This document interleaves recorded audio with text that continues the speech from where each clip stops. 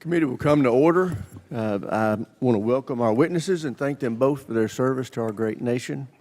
Today we kick off our review of the administration's FY26 budget request for the Department of Defense with the United States Army. Unfortunately, we still have not received any real information about that budget request, nor have we received any detailed information on the Army's Transformation Initiative, or ATI, the Secretary and the Chief announced over a month ago. I believe I speak for most of the members of this committee when I say that we share your goal of developing a more modern, agile, and well-equipped Army. And the broad structure of the ATI sounds encouraging. Rapidly delivering modern warfare capabilities, organizing force structure, and eliminating waste and obsolete programs. But we need to see your homework. An overhaul this significant should be based on thorough assessment of requirements, and it should include a detailed blueprint of the specific changes being proposed and how the Army plans to implement them. We need those assessments and blueprints. We also need you to provide us a timeline for implementing ATI. These details will help Congress understand, evaluate, and ultimately fund your transformation efforts. The Marine Corps did well with Force Design 2030, and the Army should follow that model. At the end of the day, we want to make sure this overhaul is being driven by battlefield requirements and not by artificial budget constraints. I'm pleased to hear both of you are committed to fundamental reform of the Army acquisition processes. You will find this committee a willing partner in that effort. The battlefield is rapidly changing, but the capabilities we deliver to our warfighters are not keeping pace. Next week, we will introduce a piece of bipartisan legislation that will overhaul the acquisition process and refocus it around rapidly equipping our warfighters with modern capabilities. I look forward to working with both of you on this legislation. I also understand you both hope to use ATI to build a force more relevant to a conflict in the Pacific. While I have long supported the pivot to Asia, I urge you not to lose sight of Europe.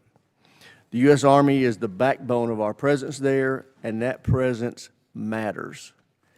Thanks to President Trump's leadership, our NATO allies are finally investing more in their own defense, but Europe's rearmament won't happen overnight.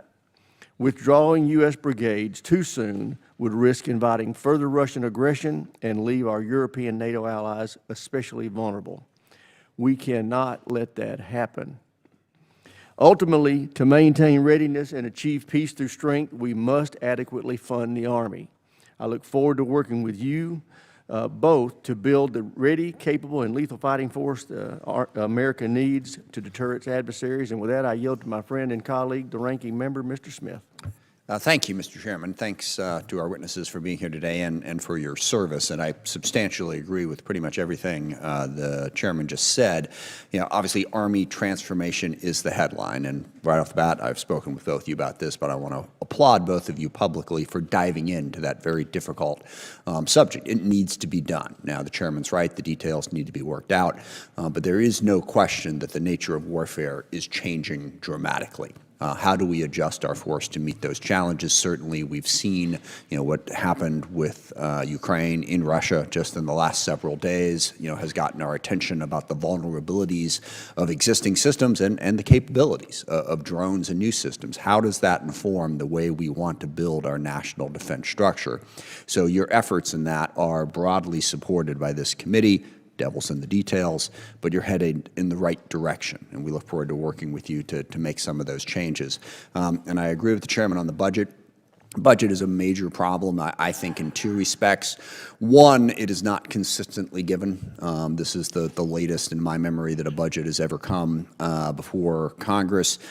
Well, it's not here yet, so latest and continuing that record here as we go. But even before that, is well documented. We've been passing CRs. We haven't been doing consistent budgeting, and that adds an element of uncertainty to the challenges that we've outlined. We need a more consistent budget process. I guess the only minor quibble I would have with the chairman's comments when he said artificial budget constraints. I think the budget constraints are real. And frankly, one of the things that I would like to see within the Department of Defense and frankly throughout government is a recognition of those budget constraints. We don't have an unlimited amount of money as we are $36 trillion in debt. We're apparently about to pass a budget reconciliation bill that's going to add another $2, $3, or $4 trillion to that. We have very real budget constraints, and one of my worries across DoD, not just with the Army, is we're just sort of doing a whole lot. We don't think we have enough ships, we don't have enough nuclear weapons, we don't have enough planes, and so we've got all these plans to fill that cannot possibly be met by the budget constraints that we face. So again, I applaud the Army for taking a little bit more of a realistic look at that.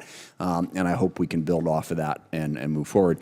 One other really important issue, obviously, is recruitment and quality of life. This committee did a ton of work last cycle to try to make sure that we support our service members and their families so we continue to recruit and retain the best forces we have.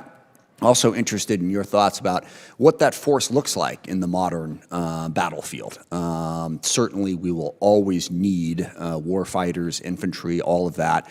But technology is becoming so much more important. How does that change who we want to recruit and how we do our outreach to make sure that we have the people that we need serving in the Army and throughout the military?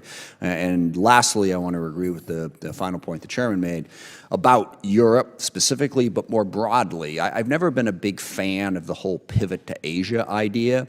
The idea that China is our primary challenge, I agree with, but that challenge is global. It's not just in Asia.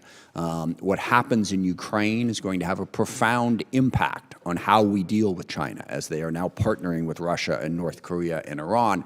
And also, China's active everywhere in the world. This is a global competition, so I don't think we can afford to ignore the rest of the world and thinking that if we focus in Asia, that will focus on the challenges that we meet. It needs to be a more comprehensive approach. With that, I thank the chairman for having this hearing, and I look forward to the testimony and the questions. Thank you. I yield back. Thank the ranking member. I'd like to now introduce our witnesses. The Honorable Dan Driscoll, Secretary of the Army, welcome. General Randy George, Chief of Staff of the Army, welcome. Secretary Driscoll, we'll start with you. You're recognized for 5 minutes. Chairman Rogers, Ranking Member Smith, distinguished members of this committee, it is a privilege to address you today. I want to express my sincere gratitude for your unwavering support of our soldiers and their families. I'd like to start off this hearing with some good news.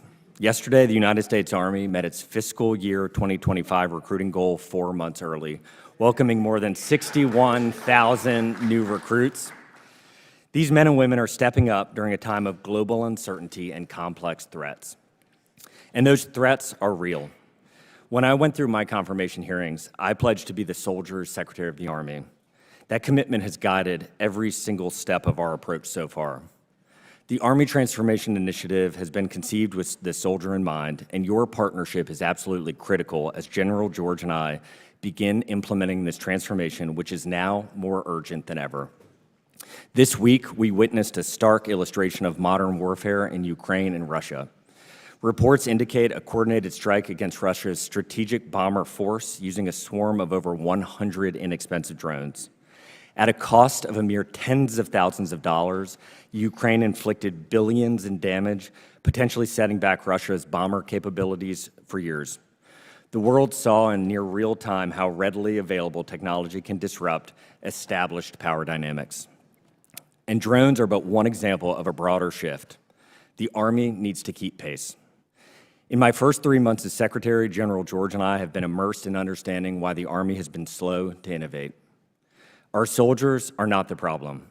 I've met with them in the Middle East, Europe, along our southern border, and at installations across the United States. Their strength, dedication, and unwavering commitment to this nation are inspiring. We ask a great deal of them, and they consistently deliver. Nor is the ingenuity of American industry at fault. Our tech sector continues to thrive, driven by innovation, entrepreneurship, and a willingness to embrace risk. So where does the problem lie? As Secretary, I have found that the Army has become calcified, having suffered from years of inefficiency, slow-moving processes, and wasteful spending.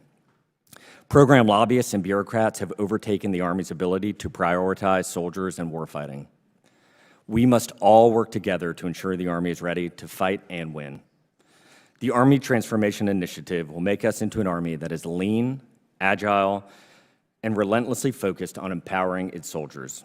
An Army that embraces innovation, collaborates effectively with the private sector, and prioritizes warfighting readiness above all else.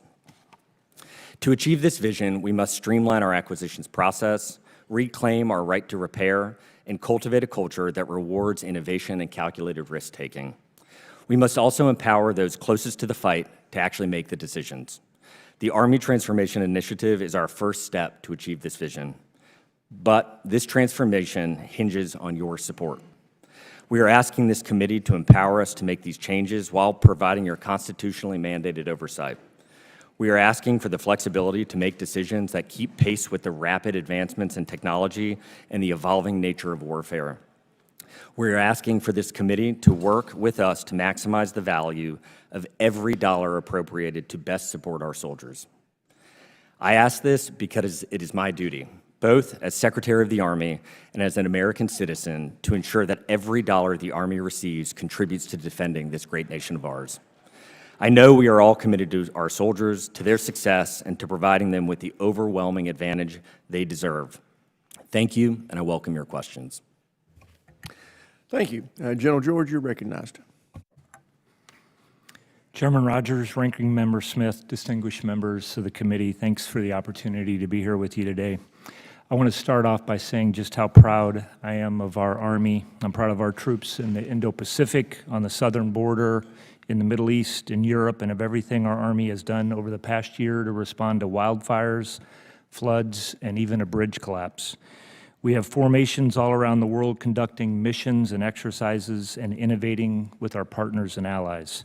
When not deployed, our units are conducting tough, realistic training at their home stations and our combat training centers.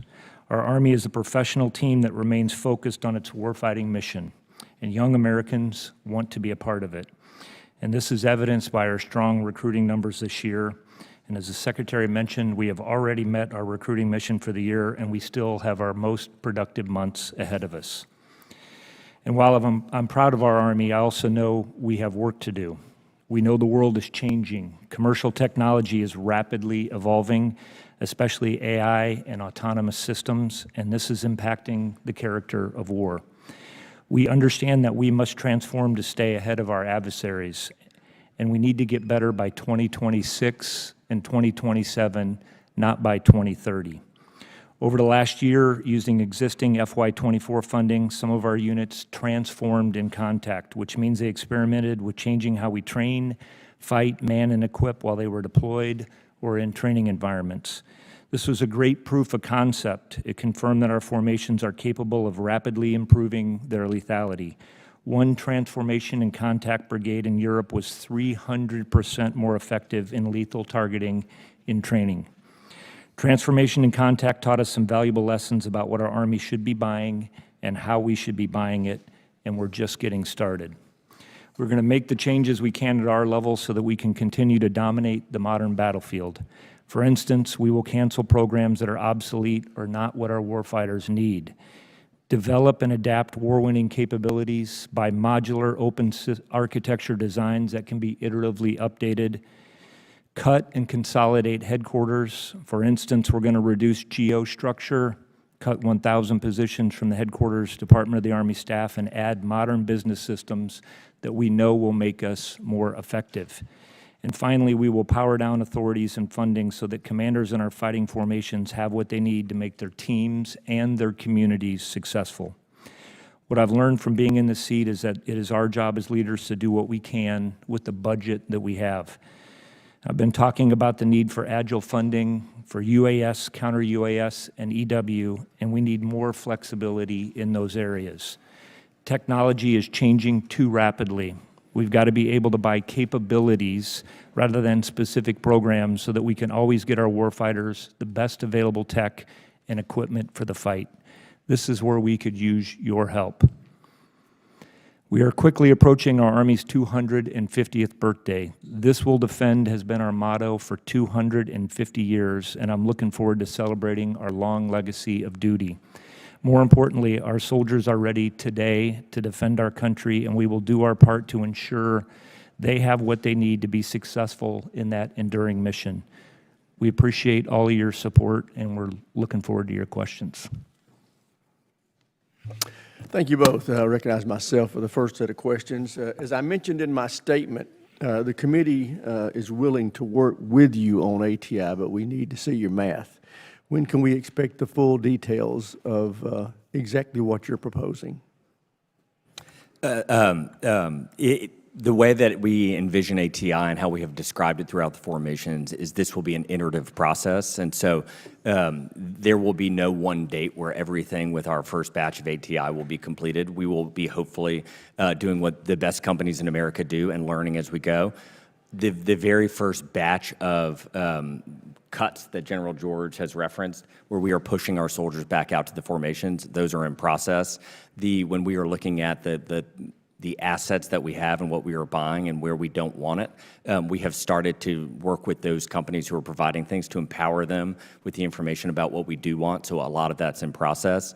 When we're looking at our depots and where we are manufacturing things in our organic industrial base, we have just started that process of putting together the plans for what could be the right solution. But our commitment is that we will share it as soon as we have reasonable drafts with this committee to take your feedback to help make it stronger and better. So will it be reflected in the President's FY26 budget?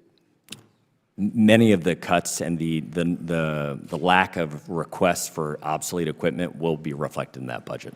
Okay. Do you expect to cancel any programs for which the money was in the FY25 CR? We are not doing that right now, Congressman. We have been in the process of going back through with businesses things that we are doing right now, but as the Secretary mentioned, looking forward, there are several examples, and I know we've been over, and we're happy to come over and brief everyone on what we're doing with the transformation initiative in detail. But these are systems that I think we've long talked about that we know we don't need in our formation and are not going to help us win on the battlefield, and we can go down those in detail. But those aren't in the FY25 CR then? The things that you're thinking about? To my knowledge, Chairman, there's nothing that's in there. I mean, we just had a conversation, everything that we've, I'll give you one example. We don't want to buy Humvees, and we haven't asked to buy Humvees, but that was in our budget. And we're obviously continuing with FY25 because that's what we were directed to do with our budget. The only reason I ask these questions, I just worry about you being locked in. If whatever you're wanting to do is not in the FY26 budget, then you may have some constraints that are unnecessary. Yes, sir. And we worked with, in this budget creation process, we have included the entire Pentagon leadership in this, and so it should be reflected in the 26 budget. I know you did mention the desire to have the right to repair. We want to be helpful with you on that, so do know that you need to be getting with us about exactly how you see that being constructed statutorily, and we will be helpful.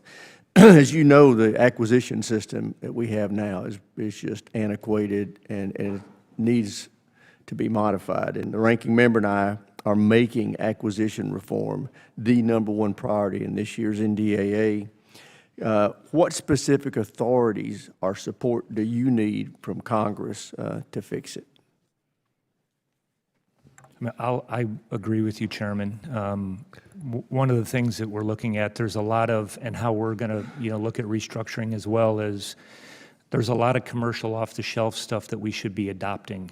And so we should be able to be structured so that we're adopting certain equipment that we know the commercial sector is moving very fast. Other stuff we're going to have to modify. We talk about the infantry squad vehicle as one example of that. We just modify that a little bit. It's largely a commercial program. And then there's obviously develop. I think where we need the most help is in agile funding.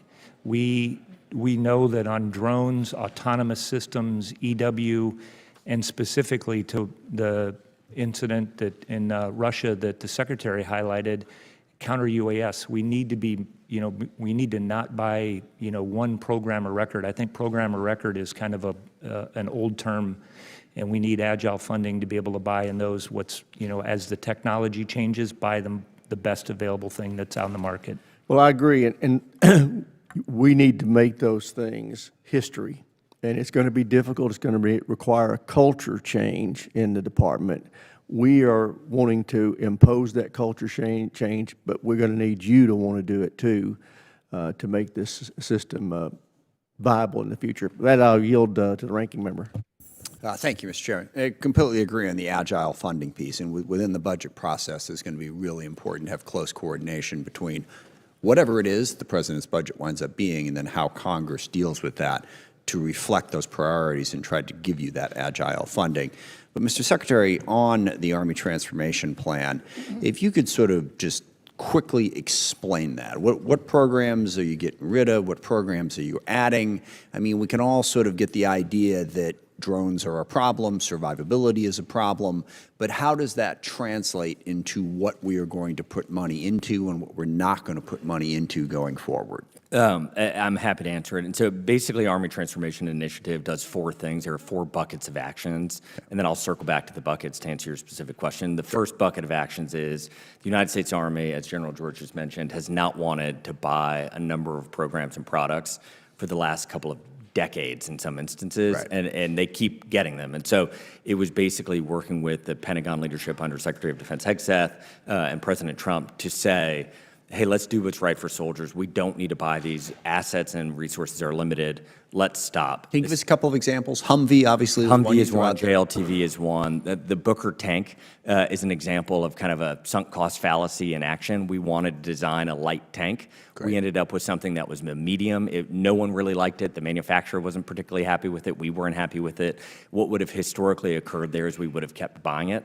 And what we said is we went to the leadership and we said, look, we got this one wrong. We, the Army, have to own this. The wrong answer is not to keep buying it. It's instead to stop the spending and go buy the things we want. Exactly. So what are the things you want? So the things we want are drones, light, attritable, commercially off the shelf. We want counter-drone technology. We want our soldiers to have a data layer. So the very basic function of war will require our people to be able to communicate over the horizon with each other, with our sensors and our things near instantaneously.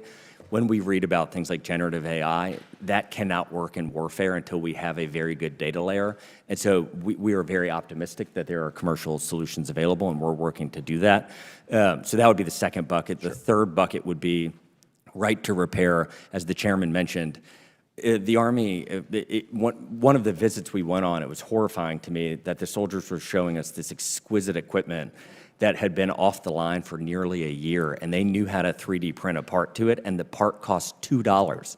And for 1 year, they couldn't use this equipment, and it's at scale, and we the Army, have been a bad customer to ourselves, and so there are some corrections along that. And then another thing General George mentioned in his intro is we've done a lot of these things to ourselves. We have too many people up in headquarters not wearing helmets, not out in the formations, not doing what they signed up to want to do, and so we're going to push those soldiers back out to the formation. Just one quick thing on that maintenance question. Are you using AI for predictive maintenance to help with that piece of it as well?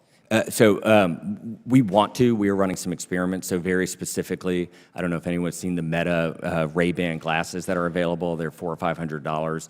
We have requested, we are purchasing some of those. We're going to have our Humvee mechanics wear them and collect 1,000 hours of repair footage. And what we believe may happen is we can train a generative model so that when you're wearing those glasses, you may not actually be a Humvee mechanic, but you may be able to do 90% of the repair requirements, and so we are trying to run experiments as quickly as possible to do that. And your fourth bucket?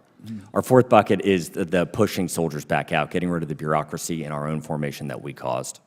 Okay. How does long-range fires fit into this? I know this is something that the Army's been working on, focusing on for a while. Obviously, the further you are from a target, the less vulnerable you are. Drones are an example of sort of a long-range fire in its own way. Is it just going to be drones, or are there other systems that you think are going to be necessary to be able to deliver from distance? Sir, I was going to add, there's a couple of other things that we're looking at, on the reductions. Age-64 Deltas is another one. It's twice as expensive. We know we're moving towards autonomy. We had an RCV, which is a big, heavy autonomous system, and again, we should be looking to commercial industry to help us with that. It was, way too expensive.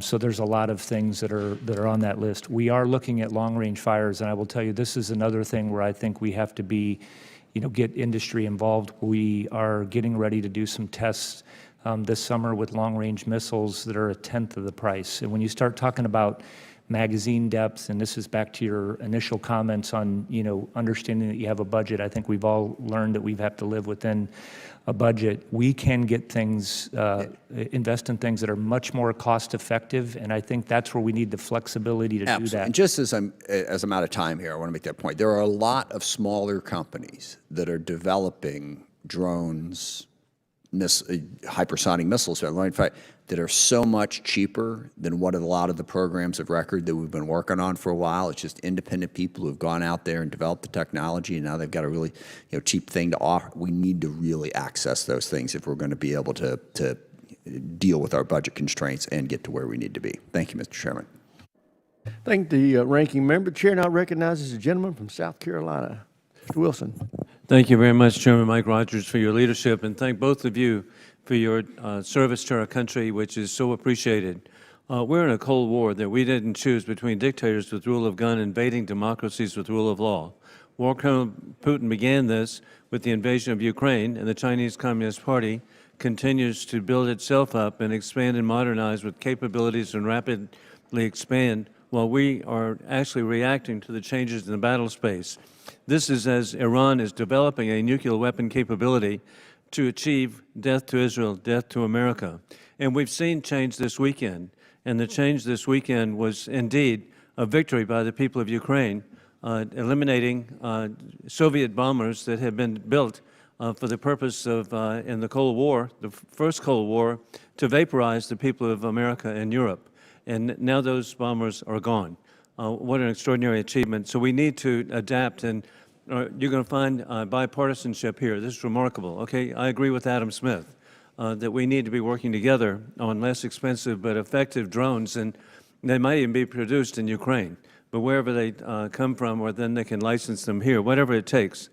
Secretary Driscoll, recently the President signed an executive order assigning the Army as the lead for deploying advanced nuclear reactors at military installations by 2028.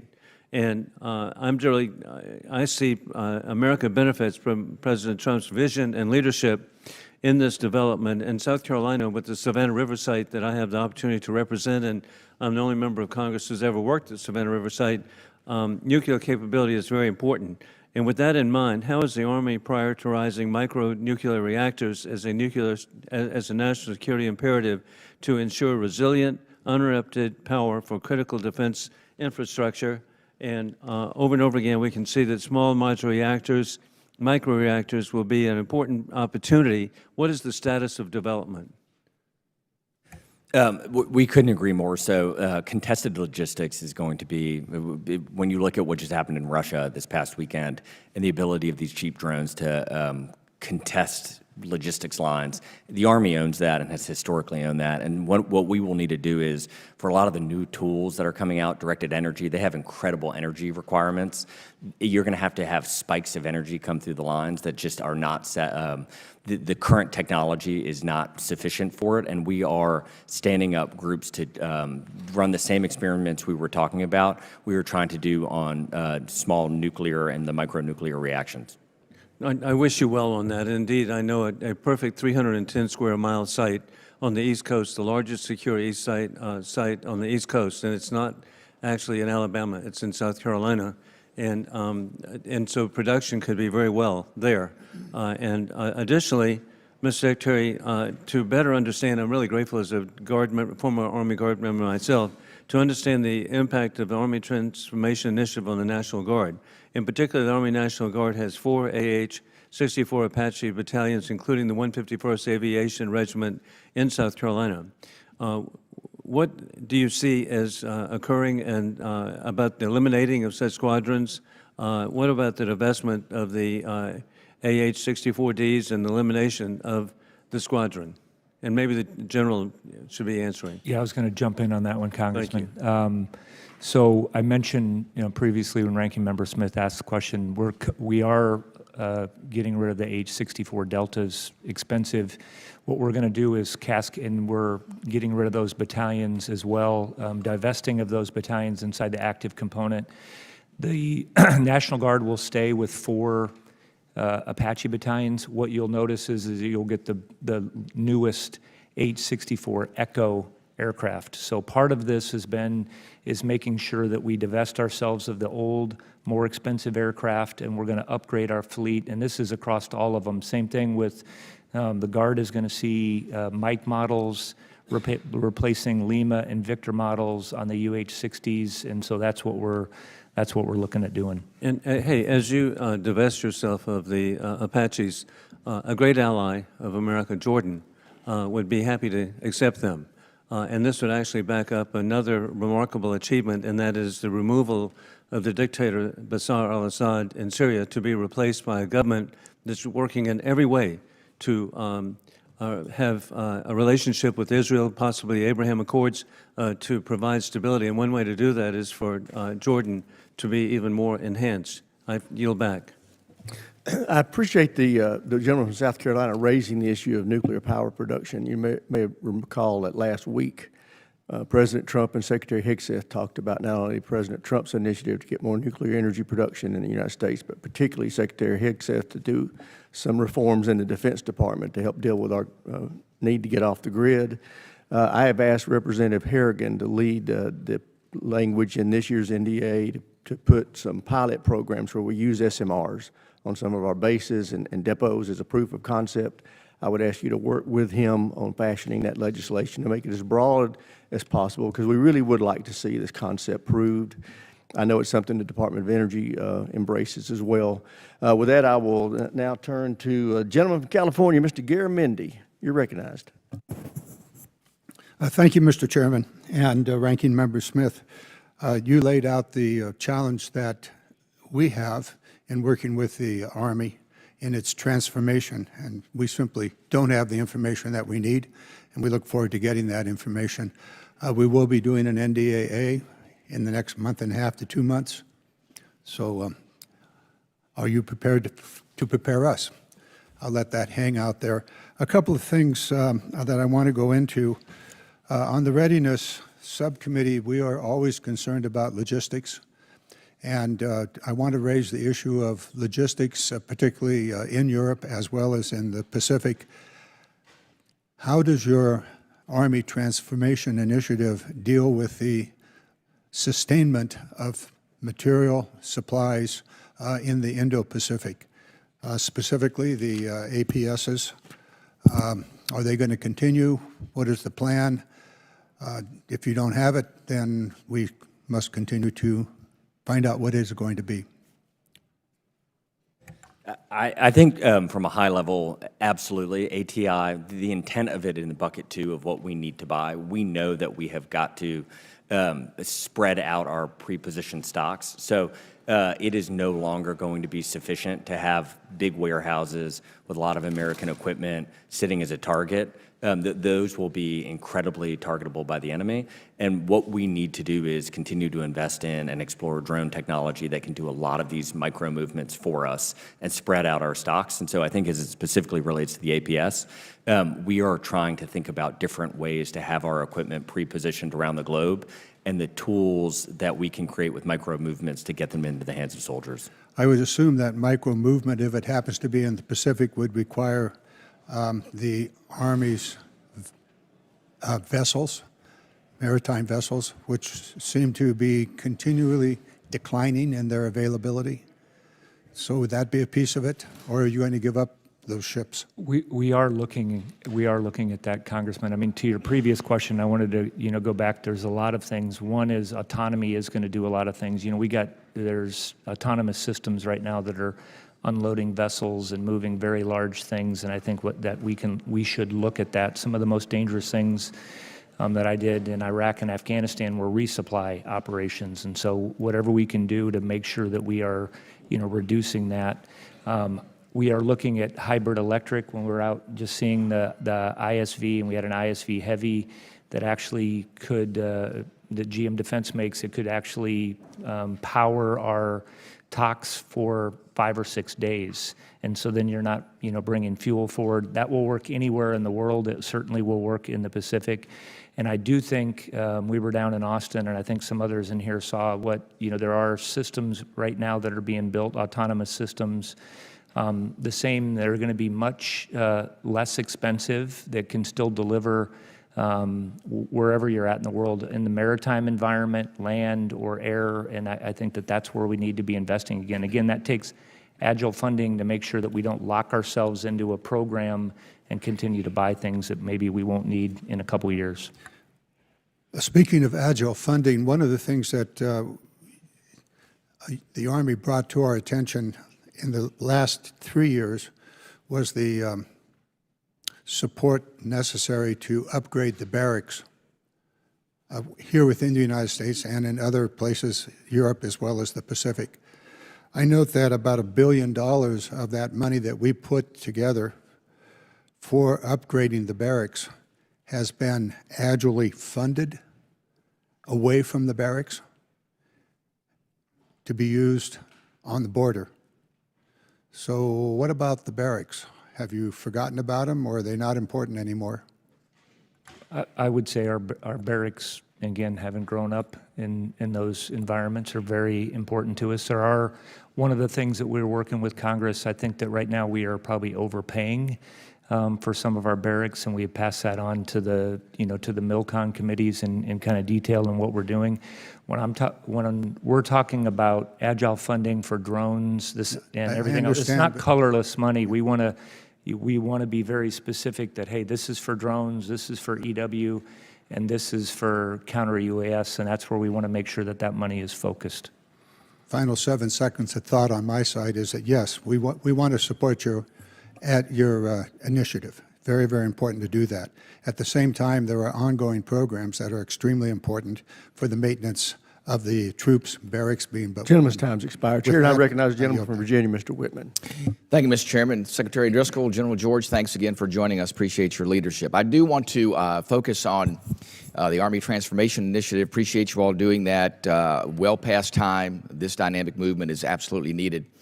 The challenge for us, though, is to make sure that there's certainty going forward when this does involve people's lives, when it involves uniformed service members and the civilian staffs.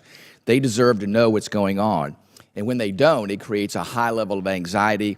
I have TRADOC headquarters in my district. It's part of the Transformation Initiative along with Army Futures Command. I can tell you that the rumor mill there is running wild. There is chaos there at Fort Eustis because there's lack of certainty. We owe it to our constituents and the folks that are in our districts to give them certainty, even if it is saying it's still continuing to be under consideration.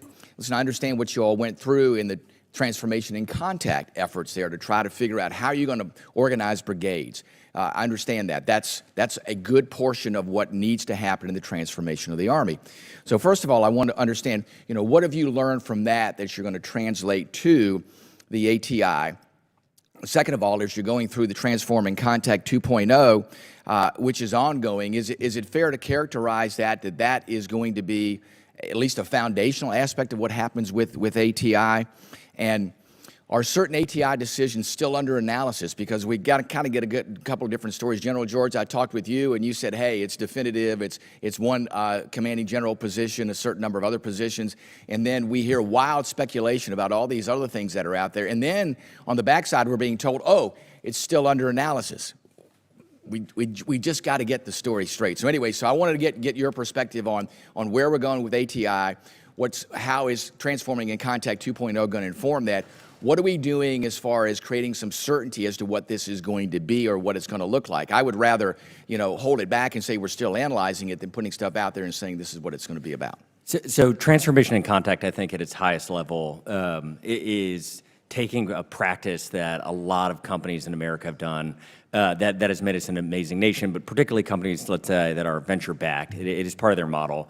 And it's this idea of doing a minimum viable product, getting into the hand of your customer as quickly as humanly possible at a very small scale, and then learning from them. And so what Transformation and Contact has done for us is it gave us lessons from the actual soldiers using the equipment that we thought might work. Some of it did, some of it didn't. We learned lessons when we sent equipment up to Alaska and it's negative 45 degrees, that equipment just didn't work. We wouldn't have known that without getting it into the hands of soldiers. And so almost all of Army Transformation Initiative has been informed by what soldiers have told us, and we expect that iterative cycle to continue, ideally long past our time in these roles, because what had happened historically, to contrast with that, was long procurement documents were created with hundreds and hundreds of requirements that then by the time the document was signed, it was already outdated technology, and then by the time it was actually fielded, it was even worse. And just what we're seeing on the battlefield, that will no longer work. And then just to your question of ATI, we hope, has many iterations within the buckets that I described earlier to your colleague. Many and most of those, we have gotten buy-in from Secretary of Defense Hegseth and the President's team to execute on those, no longer purchasing obsolete equipment, buying the new things that we need, to the merging of a lot of the things that we're going to have and pushing people out from headquarters back to the formations. That planning, we have given the order to start to make the plans. It is currently ongoing. And the moment we have it clear enough to share, we intend to. Yeah, I just think it's critically important to communicate that in a way. I don't have any issue with making the transformation that's necessary, but these are people's lives. These are people's families. So don't forget that these are people's lives that are impacted by this, both the civilian force and the uniformed services force. They are incredible individuals that want to, to do everything they can for the nation, but, putting them through this period of uncertainty is not really fair to them. So, General George, I don't know if you have anything that you want to comment on. I just was going to add, Congressman, we always talk about lessons. If they're, really learned, you change how you train and operate, you change how you're organized, you change how you buy things. We've talked a lot about how we buy things. How we're organized is something that we have learned. You mentioned our mobile brigade combat teams. What we also noticed all the way up is that we had redundancy in what we were doing and how we were bringing things to the warfighter. That was a problem with the Army Futures Command and TRADOC, and challenge in how we're training our people moving forward. How quickly can you train FPV drone operators? What do you need? The other thing that we're looking at is our business systems. We are collapsing business systems from probably by 50%, and we are going to be much more effective. Gentleman's time's expired, Chair, and I recognize the gentleman from Massachusetts, Mr. Moulton. Mr. Chairman, thank you very much. Secretary Driscoll, thank you for being here. You have a bipartisan reputation for competence and lack of criminality, which is remarkably rare in this administration, so I hope you survive, and I thank you for your service. General George, thank you for your continued service as well. I want to associate myself with the Chairman's opening comments, namely our bipartisan support for modernization and for using the Marine Corps' Force Design 2030 as a model. General George, you and I last year had an extended conversation in the SCIF where you argued that the Army didn't need to fundamentally change in response to modern threats. I cited examples of where the Marine Corps has reduced its reliance on tanks, since we've seen $10 million tanks killed by $3,000 drones, and replacing traditional artillery with rockets and missiles. But you argued against this, maintaining that you need everything you have, both at the geostrategic level and the operational level. And now you're saying that you want to make these changes. So what has changed over the last 12 months? I'm remembering back to that conversation, and I think that was very specific to tanks. And one of the things, I do think we still need tanks on the battlefield, Congressman. I do think that we need to update our tanks to make sure that it's software defined. I've talked to a lot of people around the world that know that we're going to need that.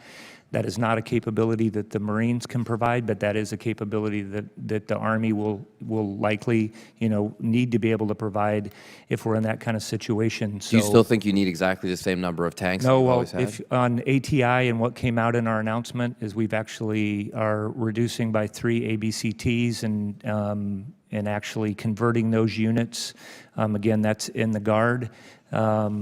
To mobile brigade combat teams, and we want to do that very quickly. Same with Stryker brigade combat teams. But I do think we're going to need armored mobile protection.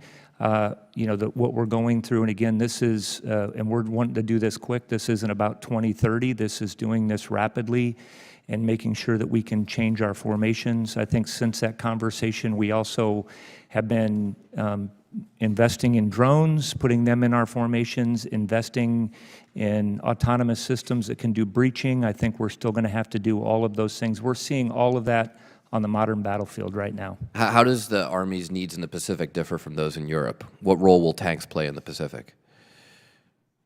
Well, I can tell you that I know that the PLA has tanks. I mean, people have tanks around the world. I think we need to be prepared with it. Again, we always talk about that. It's great that the enemy has tanks. I'd like to kill them with our drones. Army is a global army. I think that was brought up here earlier. We need to be ready to go wherever The pacing threat is in the president Pacific, directs. right, General George?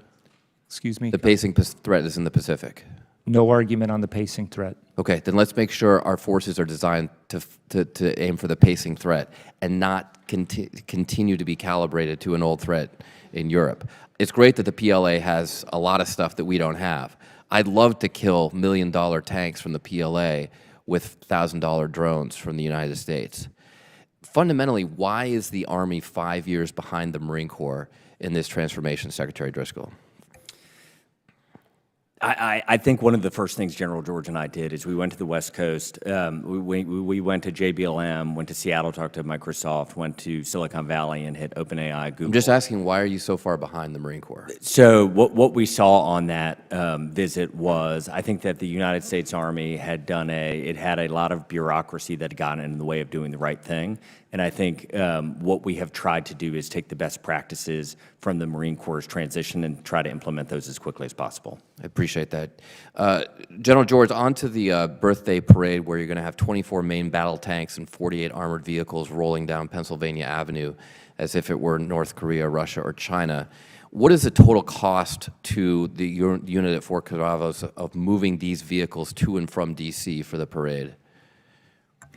Congressman, I don't know the specific cost of that one movement. Well, I guess the total cost right is about now $35 million. So would it be safe to say about $10 million just for that movement? I would hesitate to give you an exact number of what that movement cost. I mean, we have, I think, been very public in what it is that we expect the parade to cost overall. We are looking forward to our Army birthday next year. Have you included damage to D.C. roads in that estimate? We have put out an estimate of what we think everything will cost Congress. Secretary Driscoll, you said in your opening statement that it is your responsibility to ensure that every dollar the Army receives contributes to defending this nation and for us all. How does the parade contribute to defending the nation? Congressman, we think it's an incredible once-in-a-lifetime opportunity to expand our recruiting pool and tell the amazing story of the United States Army and the impact that it's had on the lives Gentleman's of time's Americans. expired. Chair now recognizes the gentleman from Georgia, Mr. Scott. Thank you, Mr. Chairman. Gentlemen, welcome. General George, you've heard me talk about this before. Army Special Operations recruiting, the 18 X-ray program. I'm concerned about a couple of specific instances where D1 athletes that I know were not allowed to participate in the 18X program because they had, in one example, it was a piece of plastic in an ankle. These are, I mean, when we're talking about athletes that are playing D1 sports, more oftentimes than not, they're going to have some type of injury. And just want to encourage that we have flexibility in that 18 X-ray program so that these people that have been able to perform at these high levels are allowed in, and that we don't have this, they call it Genesis, I call it Exodus program, kicking the very people out that we need going into our special operations forces. Just one comment. I think yesterday, Congressman, we got an update on recruiting, and again, we can look at this on our dashboard. I think we're over 99% for 18 X-ray for this year. So again, and we expect to get, it's a very important population for us. It's one of the 16 that the Secretary and I track in detail, so every time we get a recruiting update. I wouldn't argue, one of the conversations we also just had was how are we, we can look back into people's past much further. To your comment on making sure that, people that have been athletes, we have the waiver process and we got that, so we are definitely looking at that. And Congressman, I would just say, what we've tried to do is, and this is back to the N10 Booker remark, we are trying to hold a mirror up, and when we are inadequate, we want to say it and we want to fix it. Our Genesis program is inadequate, our waiver program is inadequate, and we are trying to fix it. And of all of the comments that you've made, it was refreshing to hear somebody say, hey, we Army made a mistake in buying this system, and we don't need it, and we're going to cancel it. Because what I've seen over the last several years that I've been in Congress is we're going to spend whatever it takes to make a system work that in many cases we don't need. And I think if you look at the bureaucracy that surrounded the purchase of a 9mm pistol, where it took 10 years to pick a pistol, which is a fine pistol, but the majority of the Special Forces teams that are able to pick their own weapon pick one that was readily available 10 years ago. And they blame that on Congress, by the way, when ultimately it was the bureaucracy in the Pentagon and the purchasing requirements that led to that. Yes, sir. I mean, we've been incredibly risk averse as a United States Army. When General George and I talk about it, there's something called the Calabrese paradox, which is basically this idea that humans are willing to take on risk for extra utility or happiness and joy. And we, the United States Army, have done the opposite of that, and we have done a very poor job of being more risk-loving than our civilian counterparts. I agree with you. So let's talk about it from the counter-drone investments. We know how to build them. We know how to, we've watched the Ukrainians do what they can do with them. We've watched what they can do with the Russians. How do you envision the investment in the counter-drone measures moving forward with the private sector?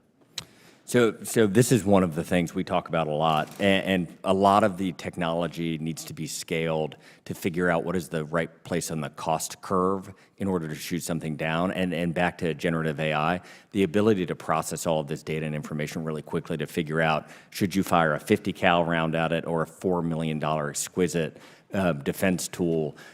We, the United States Army, are incredibly wealthy, but that is a hard portion, and so what we're trying to do is develop solutions all along the cost curve. So I'm down to about a minute, but my vision on counter-drone doesn't involve taking it down with a projectile as much as it involves spectrum and other things that disrupt its ability to reach its target. It's going Yes, sir. to be a George. combination of those things, Congressman. I mean, to the Secretary's point, when you're looking at cost curve and you're looking at a bullet, and it's cheap to do that, and you may use other systems like we have a laser that can identify where to shoot that one particular bullet. So I think it's going to be a combination. We are looking at EW. There's obviously power challenges with that. We are looking at high power microwave. We are looking at EW, and just like we're talking about transforming in contact, we're getting it forward, testing it everywhere that we can. We have a very big exercise in Europe called Flytrap that's this month and next that we are having industry as being I'm a part down of to that. 5 seconds. I respect both of you. I do hope we're also looking at the Israeli laser system that they have put in place and the potential to bring that into the U.S. Great. I would point out that we help pay for the research and development on that laser research.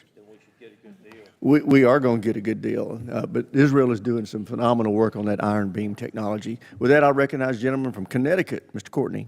Thank you, Mr. Chairman, and thank you to both witnesses for being here this morning. I just want to, again, follow up briefly about the comments the chair made about the budget process that's here. I mean, as we sit here today on June 4th, we're less than 4 months away from the start of the fiscal year. And my staff actually did do some digging, and if the budget was submitted today, which it hasn't been, that would still by itself be the latest budget submission in history, and certainly in modern history as far as the budget process. You know, the chair, I think, described very well that this committee is straining at the leash to get going in terms of getting a mark for NDAA, and I know the appropriators are trying to sort of cobble together some type of appropriation process, but you're kind of shadow boxing at this point without a budget. And again, the two of you are not the decision makers in terms of that final release, but again, I just think we have to continue to publicly pound away at the fact that the OMB's got to get moving and get that document. I mean, we're doomed at this point in terms of avoiding a CR. It seems pretty clear at this point, and that doesn't help anybody in terms of the mission that you're trying to carry out. Again, I just really, Mr. Driscoll, I have just a quick question regarding the FLRAA program, which again went through an excruciating process, and the decision's been made, and it's time to obviously move out in terms of that helicopter program. Again, the optimistic estimates are 2028 for delivery. I think some of the more other guarded predictions are 2030.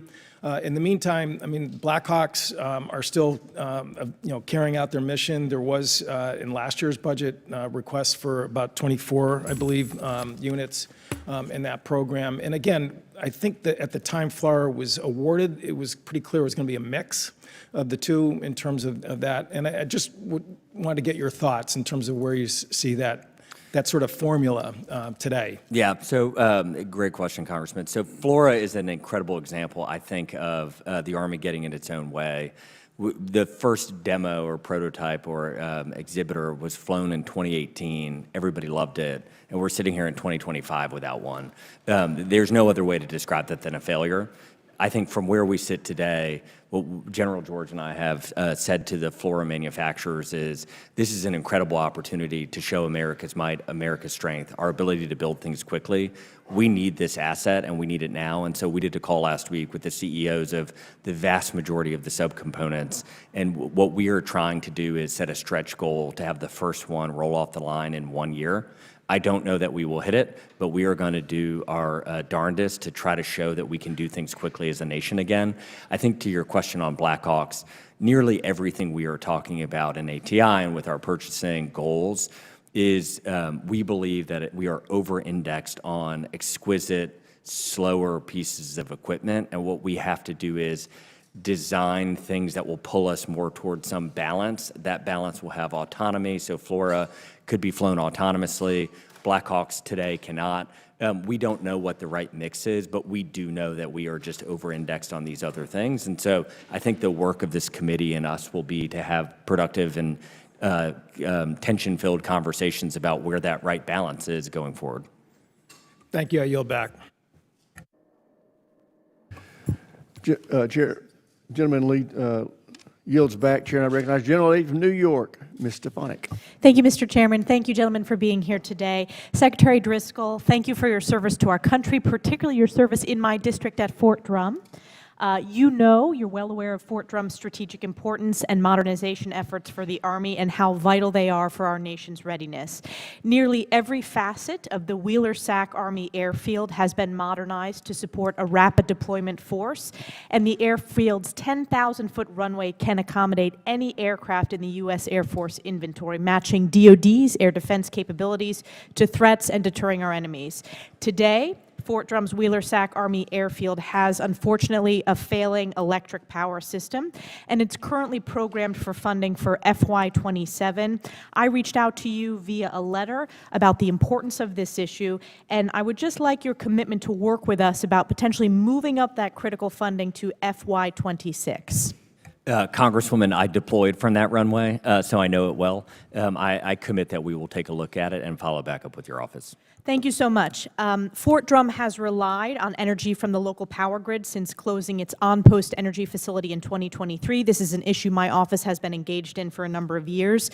The Army Corps of Engineers determined that a small modular reactor would be an optimal option to supply Fort Drum's energy needs. This is an issue that I worked with my colleague, Congresswoman Tenney, who shares Jefferson County with me in terms of representation.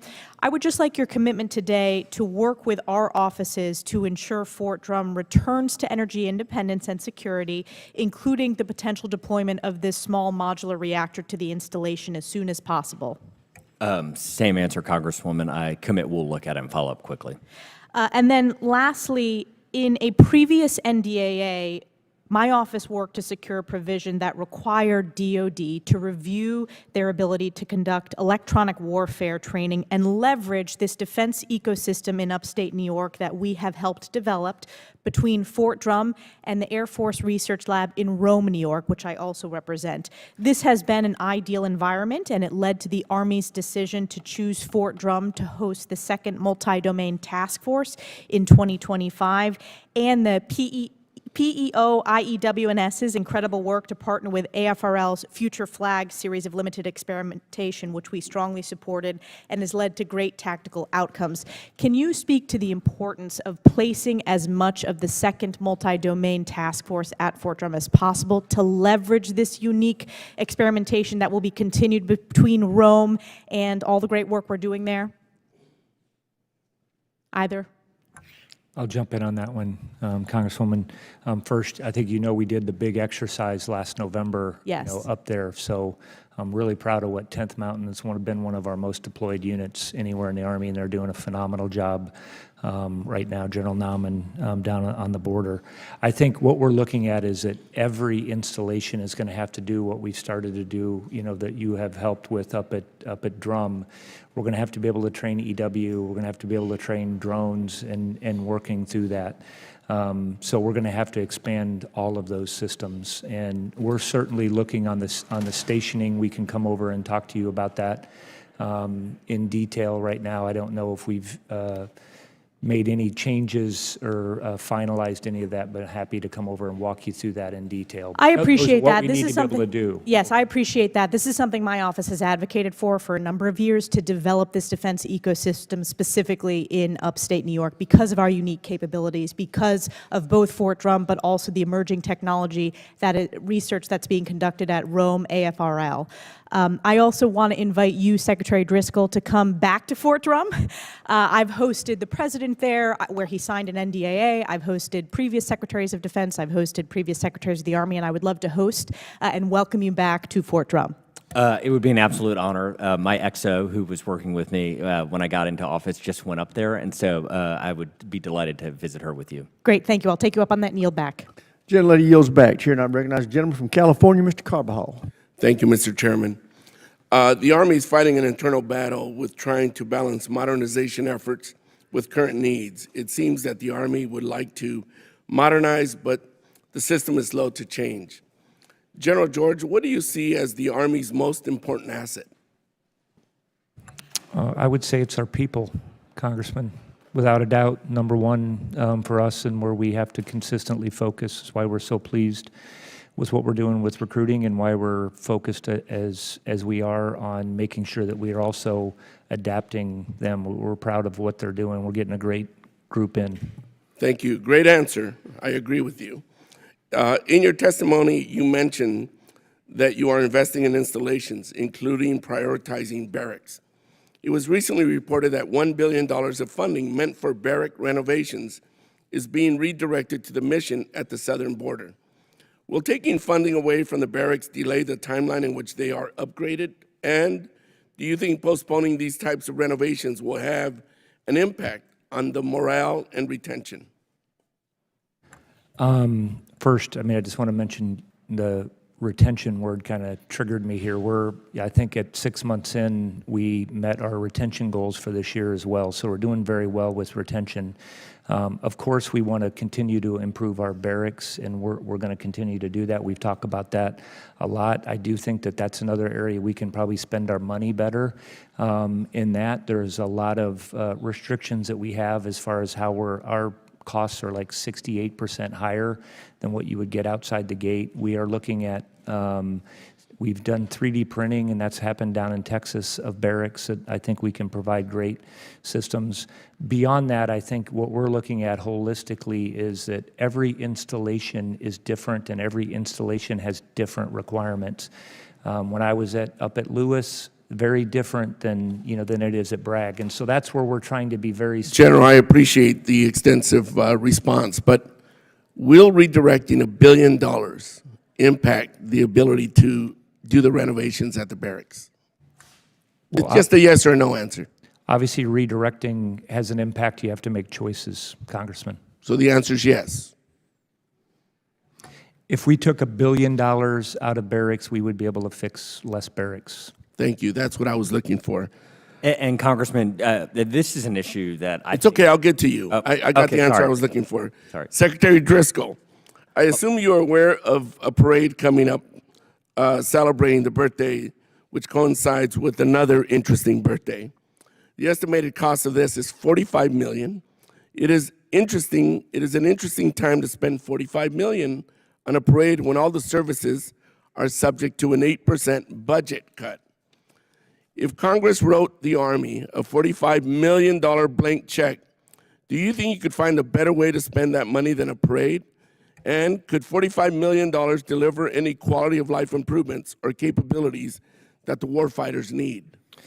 Congressman, very sincerely, I think we as the United States have an amazing opportunity to tell a story of an institution that is older than our country itself. It is an institution. I understand. And I believe very specifically that telling that story will directly lead to a recruiting boom that will fill up our pipeline for the coming years. And I believe when our marketing budget we would spend to recruit those soldiers, I think our team believes that the investment of these dollars to tell that story will directly lead to a good, measurable, quantitative outcome for the Army. So you're looking at this as a recruitment tool, Yes, Congressman. and you think it's better spent there than supporting the quality of life for warfighters? Congressman, I think we have to spend on both, as General George said. I mean, we run our budget. We have to make these hard decisions all the time. I think it would be a massive tragedy to let this moment pass where we can tell this story and inculcate an entire generation of youth into this amazing story that is the United States Army. I find that very interesting, but thank you. The Army is touting a total change to the force via deliberate information, transformation, and acquisition reform. General George, are these efforts actually coming to fruition, and can they be scaled to the level that you are expecting without interruptions to the service members?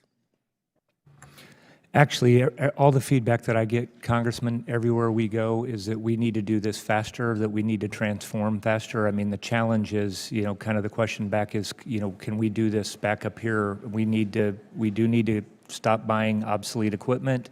We're going to need to make the changes that we... Gentleman's time's expired. Chair, and I recognize the gentleman from Tennessee, Dr. Desjardins. Thank you, Chairman, and thank you both for being here today.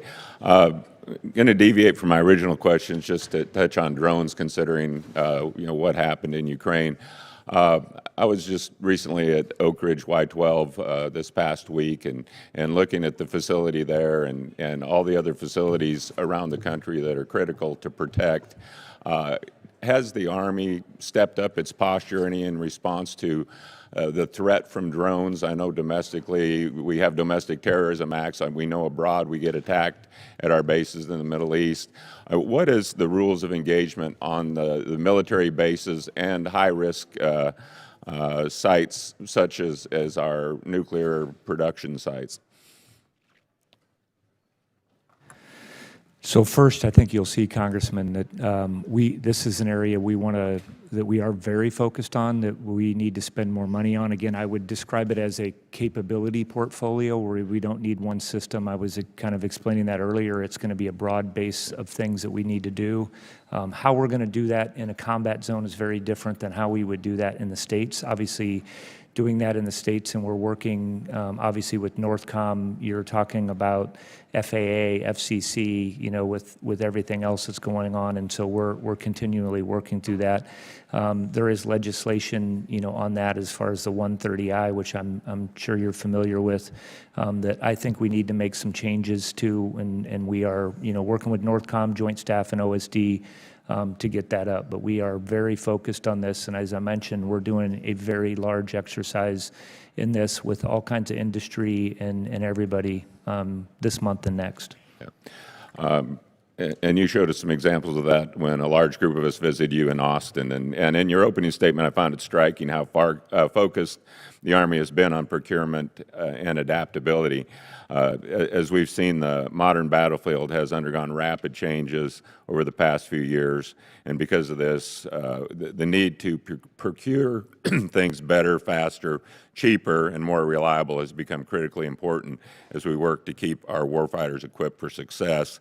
This has been something that the committee has been laser focused on under the leadership of Chairman Rogers and Ranking Member Smith for this year's NDAA. So, General George, what have been some of the most notable successes or lessons learned from the Transformation and Contract Initiative that can help this committee enable our military to become a more lethal and agile force?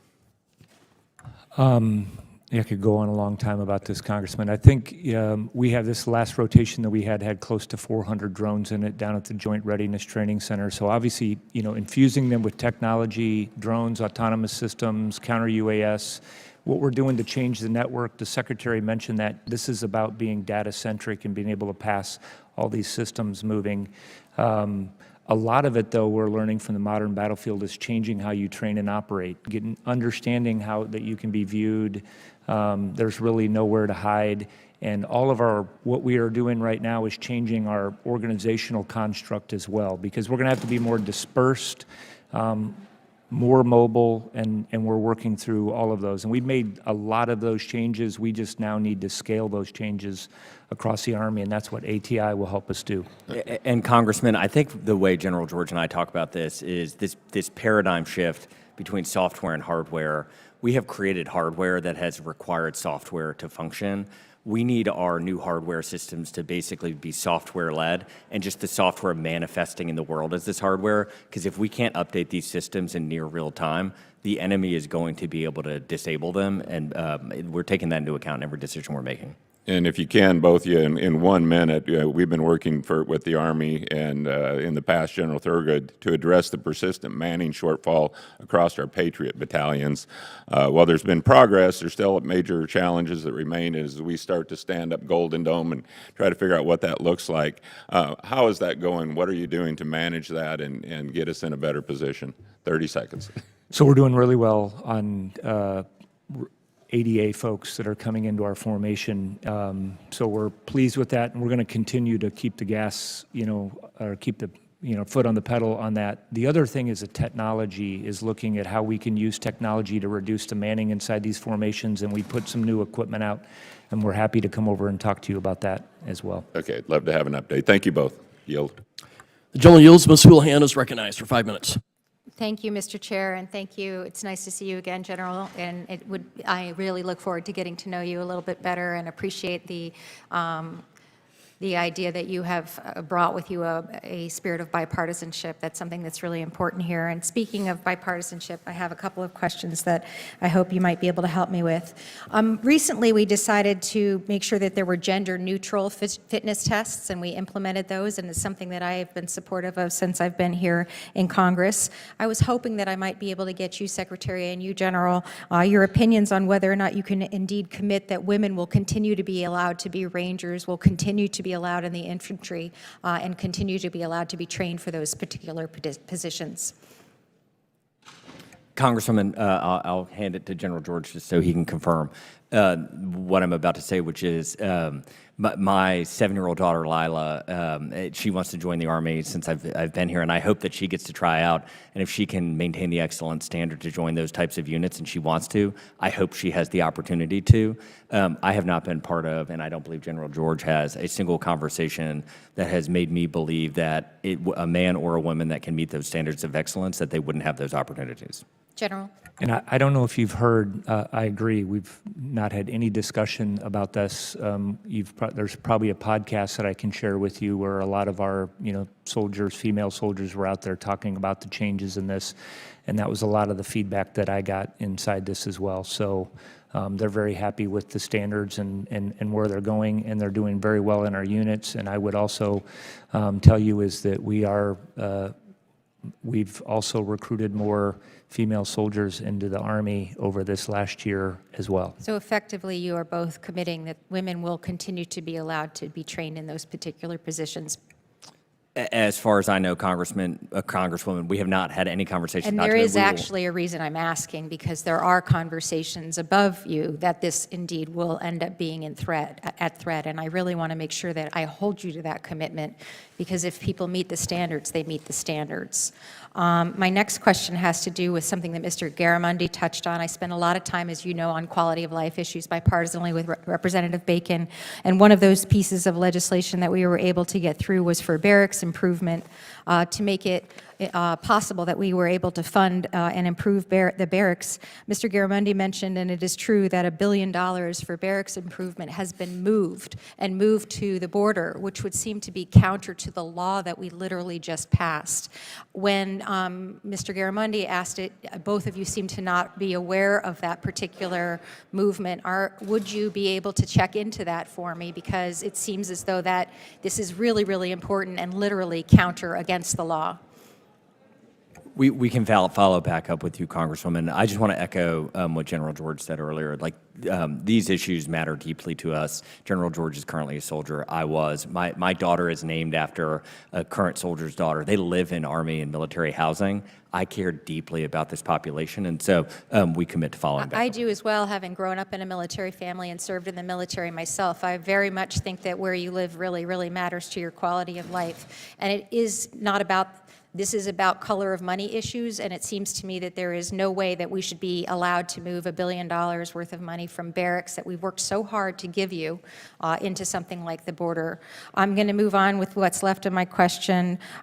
General George, you talked about recruiting, and as Secretary, you did as well, and that you've met the recruiting goals, and I think that's terrific and very much worthy of the applause that I think that you got bipartisanly on this. But would you be able to also confirm that this momentum is also attributable to the past years and the past administration in the Future Soldier Preparatory organization and effort that we've had in streamlining entrance processes, in refining waivers, medical waivers, in recruiting and training stronger recruiters? Will you be able to confirm that this is a long time coming and not something that just happened over the last several months?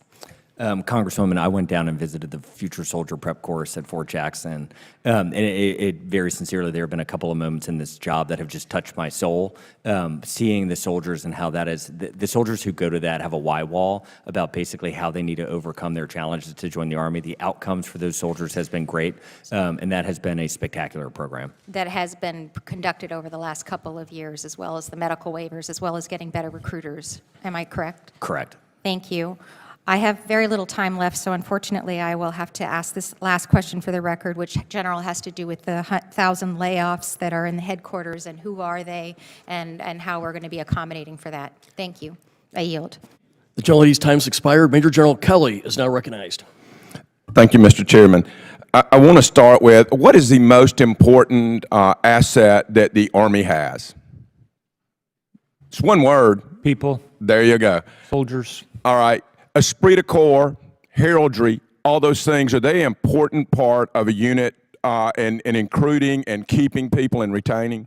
It's crucial, Congressman. Okay, and we do twilight tattoos. The Navy does a thing where they have the Marine Corps and ships on the deck out on the American coast. Is a parade important for esprit de corps? We do a lot of these across the country, I mean, with Golden Knights, so I say yes, all of this. And also there's a lot of I bet we will have a Army birthday celebration next week right here in the Capitol and numerous other places to celebrate our history and heraldry. Is that correct? That's correct, and the planning, Congressman, started years ago. And as an ROTC cadet, they did CALFAX exercises to get us to want to be on tanks or fly helicopters or see artillery fire or see A-10s come in. Those are an important part of recruiting and retention, right? Yes, sir. So this parade kind of matters to recruiting and retention and heraldry and all those things, right? Yes, sir. All right. I want to talk a little bit. We talk about diverting the money, but safe neighborhoods matter too, right? And not housing people who are not here legally in Army barracks, that matters, right? A safe border is incredibly important, Congressman. Absolutely, and not housing people who shouldn't be on Army bases, and putting at risk our warriors, that matters too, right? Everything related to that border, Congressman. So I want to talk a little bureaucracy, okay? You got a 3D printer who just built some buildings at Bliss. Do you think urinal flows go to the strength and reliability of a building? Urinal flows. And the answer is no. Okay, we literally slowed down production and did extra testing because we had to test urinal flows. That would apply to every building, not just 3D printed, right? There are a lot of challenges, I think, Congressman, with how we're building buildings compared to outside, and we've been, over on the Hill trying to, explain what those are. I would just suggest when people put false things in there to make requirements longer, that we probably find them another job or no job. When you want to do hurricane strength testing in the desert, I would suggest that's not the best use of our people or our assets. I want to go a little bit, General George, and I'm really concerned about this, and Mr. Secretary. I hear us talking about moving AH-64 Echo models, and I hear that we're going to the Mike model in UH-60s. What I want to make sure that we're not doing now is that we field one thing on the active component and the lesser alternative, the secondary, the old strategic reserve thing to the National Guard and Reserve. It matters when we fight. We do not have a large enough Army to fight. We have to all fight at one time or be prepared to. Do y'all agree with that? I agree, and I just want to explain if on the details, actually, there are some reductions of the 64 deltas in the active component so that we can also have age 64 echoes in the Guard in Compo 2. And so that's what the National Guard is going to see from Army Transformation Initiative is the age of their, they'll get much younger, much more capable aircraft out of what we're doing with it. Thank you, General. And I want to go real quick. One of our members earlier brought up, let me tell you, in World War II, did we fight a very different campaign in the Pacific than we fought in Europe? Yes. One was intensively sea warfare and air warfare, some ground forces, but it was primarily sea and air. Is that correct? I would actually tell you that we had 21 divisions and 6 corps in the Pacific during World War II. So I don't see our job is to be ready anywhere in the world. Ground forces, my point is ground forces still matter in Europe. That was a primarily ground war. It uses all, both use all. I think they matter everywhere. I'm obviously biased, but I think history supports that, and infused with the right technology that we would have with drones and counter-UAS and all those things, I think the Army is critically important. Long-range fires. We can walk and chew gum at the same time. We can be prepared for Europe and the Pacific is kind of my point. The final thing is just I want to make sure you guys continue our commitment. I think one of our most valuable tools is our state partnership programs, and I think we are using it well. I think we can use it better to get more return on investment for the Army and the nation as a whole. With that, I yield back. General, time's expired. Mr. Crow, you're recognized. Thank you, Chairman. Thank you to both of you for coming in. I join with many of my colleagues in sharing some excitement around you thinking big and structurally. This Army Transformation Initiative is the way we need to be thinking.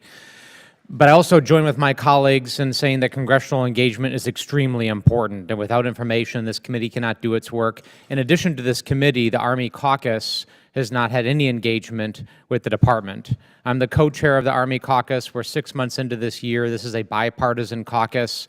This is a group of members of Congress who, many of whom are Army veterans, many of whom have Army facilities in their district. They volunteer, and there just hasn't been any engagement. We are some of your biggest allies, and we can't do that work unless we engage with you. Both of you are combat veterans like me, and I would like to talk about our shared experience in combat. Secretary Driscoll, you led a platoon in Iraq, and I'm sure you realize when you were doing that engaging with civilian populations was important, correct? Absolutely, Congressman. And just to your Army Caucus, we will remedy that. That's shame on me for not having you. So Thank you. I commit to you'll get an invite soon. Appreciate it. And then yes. Thank you. So engaging with the populations, that's essential to the mission because we're almost always operating near civilians, correct? Correct. And we can't accomplish military missions, combat missions, unless we effectively interface with civilian populations, correct? That is generally true. And as part of that, reducing civilian casualties, making sure that civilians are not pulled into or are injured as part of our operations is also mission essential, correct? The Army, we always aspire to minimize and mitigate that risk. It would be mission essential, though, to minimize civilian casualties, right? Yes. General George, would you share that view? I would also come back to, with our shared experiences that, we have to really focus on making sure that every soldier is really good at their kinetic mission. And before I went to Afghanistan as a brigade commander, Iraq as a battalion commander, as a field grade, we were focused Absolutely, on that. yeah. Part of everything that we do with what we're doing with targeting is making sure that we are very precise in what we're doing. And I think, history would show we are very precise. I mean, it's combat. Which I agree with, General. I mean, the precision is really important, right? Because that actually makes us more combat effective to be precise and to make sure we're hitting what we need to hit and not hitting other things, in addition to losing the support of a civilian population, of which we are oftentimes trying to earn their support by reducing casualties. Is that accurate? I would say in certain situations, if that's a counterinsurgency fight, then I would. That would be accurate. Certainly. In fact, the mission analysis tool, METTC, you both are familiar with METTC, right? In fact, you used it, Secretary Driscoll, when you were in the military, right? Yes. And the C stands for what? Civilian? Yes. It's civil considerations, right? So it's actually built into our analysis planning tool that you think about civilian population. So here's my question. In fiscal year 2023, this committee, on a bipartisan basis, created the Civilian Protection Center of Excellence for all the reasons we talked about. That we understand that we can't effectively conduct our mission, win the support of local populations, reduce civilian casualties, and ensure the effectiveness and the precision of our targeting unless we make it a part of the mission and we focus on it. The department has provided notice to Congress that they are going to defund and get rid of the CPCOE. So why, on a bipartisan basis, we passed something that will help put our soldiers in a position of being more successful in our mission, more precise in our targeting, that will be better at protecting the civilian populations that we serve in and alongside of. Are you going to wind this down? I would tell you, Congressman, that what we need to do is make sure that beyond the Center of Excellence is embedded in everything we do from top to bottom. I think you were mentioning METTC. That's a very tactical thing that we're doing at every place, all the way up. We're doing this when we... I agree with you, General. So I'm going to cut you off. I agree with you. Secretary Driscoll, this was the way to focus and prioritize this effort. Why wind it down? I think we are aligned in your goal, Congressman, and we think there's a more effective way to do it. All right. Well, I want to hear that more effective way, and I would like answers to that. Yes, Congressman. Thank you. The gentleman's time expired. I'm going to recognize myself for 5 minutes. Thank you both for being here. I appreciate your leadership. I want to echo some of the concerns that we've heard today, bipartisan concerns on the news reports that the Secretary of Defense is moving over $1 billion out of barracks and dorms for the border. We need a strong border. I get that. But I spent the last year chairing a subcommittee or a temporary subcommittee looking at quality of life. And in the midst of that, the GAO came out and gave our dorms and our barracks a failing grade, an F, to include the Army's. We saw pictures of raw sewage in dorms, rodents, mold, dorms that had, and barracks that had no air conditioning or heat working, and on and on. And so we spent the year trying to build a plan to help the services fix this. And what we did learn is over a decade, the services were moving money out of their dorms and barracks towards weapon systems. I get that. We had finite resources. But we built a 10-year hole in our dorms and barracks. And now, if the news reports are true, it's very troubling. We were trying to help with the quality of life, and I feel like a decision was made that undermined this whole effort that we spent the last year doing. So I wanted to say that for the record. General George, I think China's rightfully the pacing threat. What is it that you want the Army to bring in a China-U.S. fight? What's the main capabilities that you see the Army bringing? I think the Army is going to be, Congressman, the backbone for a lot of things that are out in the Pacific. You see what right now what long-range fires is doing, being able to operate in small teams and be able to present those kinds of things out there. It's why we're moving away with some of our systems. Other drones that can actually now be employed much simpler and not from airfield. So I think long-range fires, Army's going to have a big role to play in integrated air and missile defense. And again, this is around the world. Command and control, we're used to a lot of moving parts and big formations and controlling a lot of that. So I think we're going to do a lot of that. Counter UAS. I mean, I could go down across all the warfighting functions. We always tell everybody that there's no such thing as a maritime, air, land. These are joint theaters, and everybody is going to be important to this fight. And so certainly we're going to be an important part of that as well. Thank you. I totally agree. Long-range fires. I think some criticisms towards the Army about if they put the right priority on air defense, but I think we know we need it now, and we need to really invest in this area, particularly in a Far East conflict, and also the counter-drone technology is going to be huge. There's a lot of reports of what China's doing with their drone technology, so we will be facing the same threats that we're seeing in Europe right now. To you both, sometimes I hear the President or Vice President, Secretary of Defense talk about solely China as the primary threat, but I don't hear a lot of talk about Russia. And yet, since 1991, Russia's forcibly changed their borders 9 times. And we're seeing the big one right now with Ukraine. Would you agree that Russia is indeed a threat, one? And two, do we have are we going to maintain our posture in Eastern Europe with the Baltic countries, Poland, Romania? I think our presence there is critical for deterrence. Secretary. I think we all agree, and we are following the leadership and guidance of Secretary Hegseth, that China is the pacing threat. But when General George and I talk about the Army that we believe we are responsible to build, one of the things we've referenced is that often most human beings that thought they could predict the future have turned out to be wrong since the beginning of mankind, and we want an Army that can be effective anywhere that we send it. And so in all of our planning, we try to build an Army that it stands by and stands ready to go anywhere the President sends us. But yes, so is Russia a threat? Russia is a threat. Thank you. General George. I would agree with that, and I just want to this gets to some of the earlier questions about what kind of equipment. I don't think that we can have an Army that is only good at one thing. You know, the Army has to be, our country expects it of us, and I know we can do that, and that's exactly what we're focused on with the Transformation Initiative. Do we plan on keeping our presence in the Baltics and in Poland? You'll die, the one of you. Yeah, I've not seen any, policy decisions on that right now, Congressman. I can't think of better allies. These folks love our country. I've been to Baltics many times and Poland. They love freedom. They know what it's like to live under the Soviet Union or Russian control. They are investing 4% roughly of their GDP, trying to go to 5%. They're great allies, and I just hope we stick by their side and make it very clear. With that, and Congressman, I was in Poland and saw how they treat our soldiers, and it's incredible. They are an amazing ally. Thank you. And we support them. With that, I yield, and I recognize Mr. Ryan for 5 minutes. Thank you, Mr. Chair.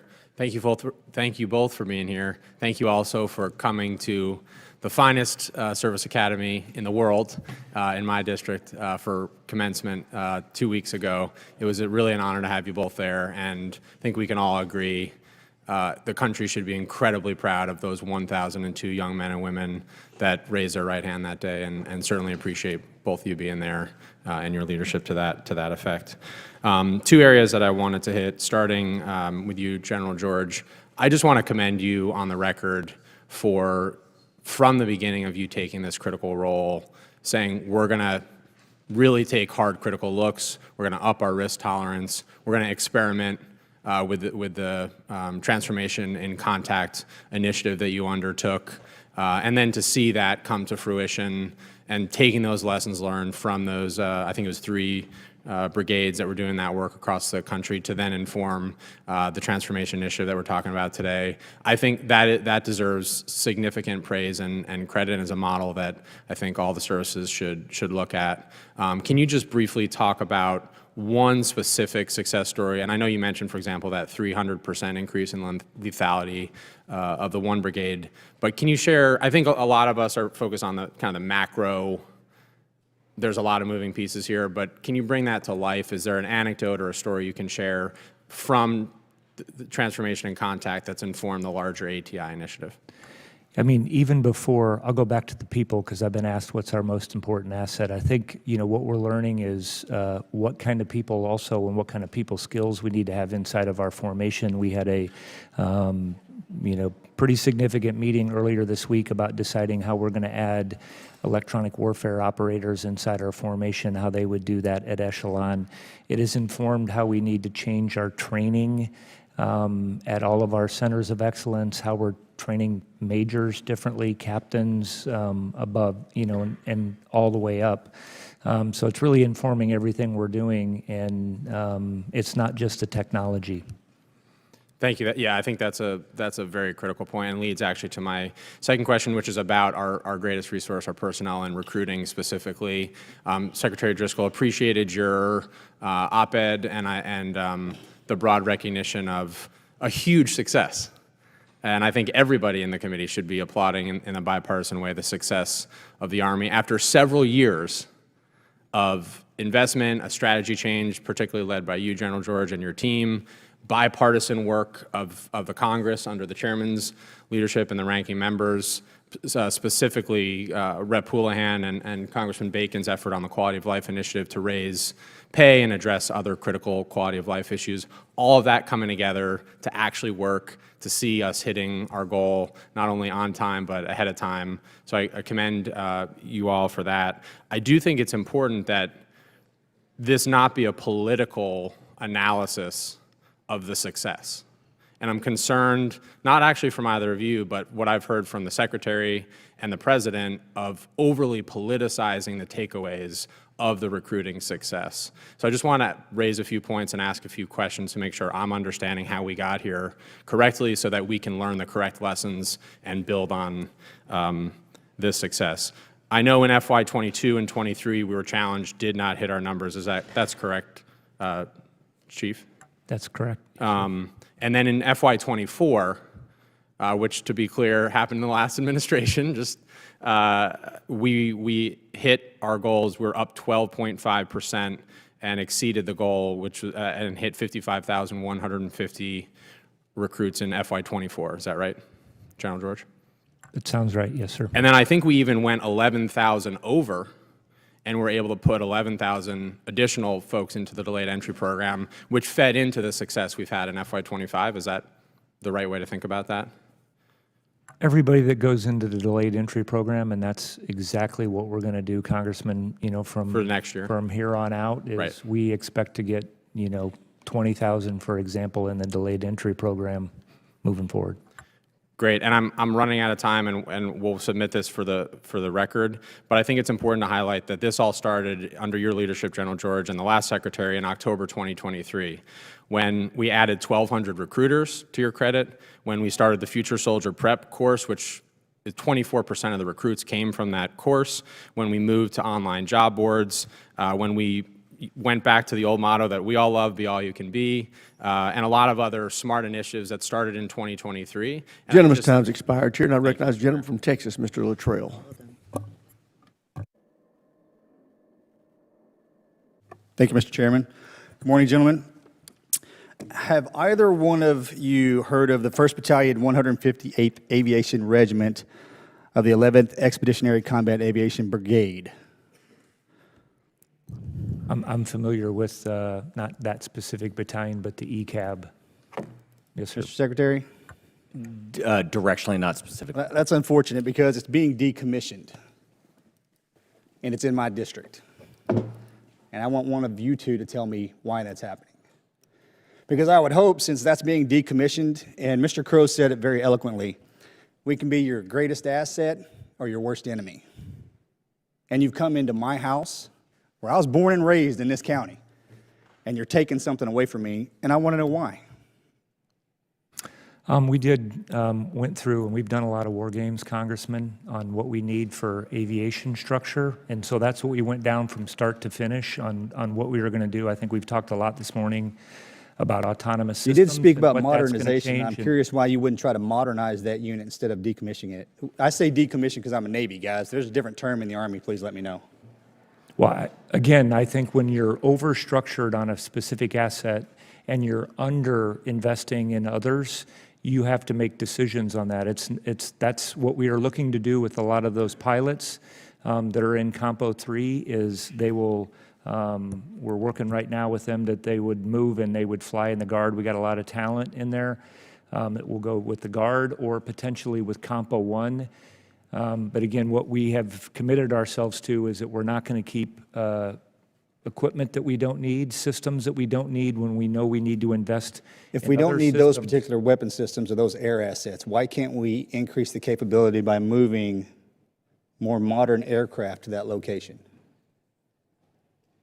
Again, I think we're going to, over the years, going to start to see a reduction in what we're having for some of our rotary wing aircraft, and we can talk about how much rotary wing aircraft has been used right on the front lines in some of these. It's less. We are moving towards the MV-75, which is the Flora that the Secretary was talking about in the future here, and we're hoping to move that very quickly.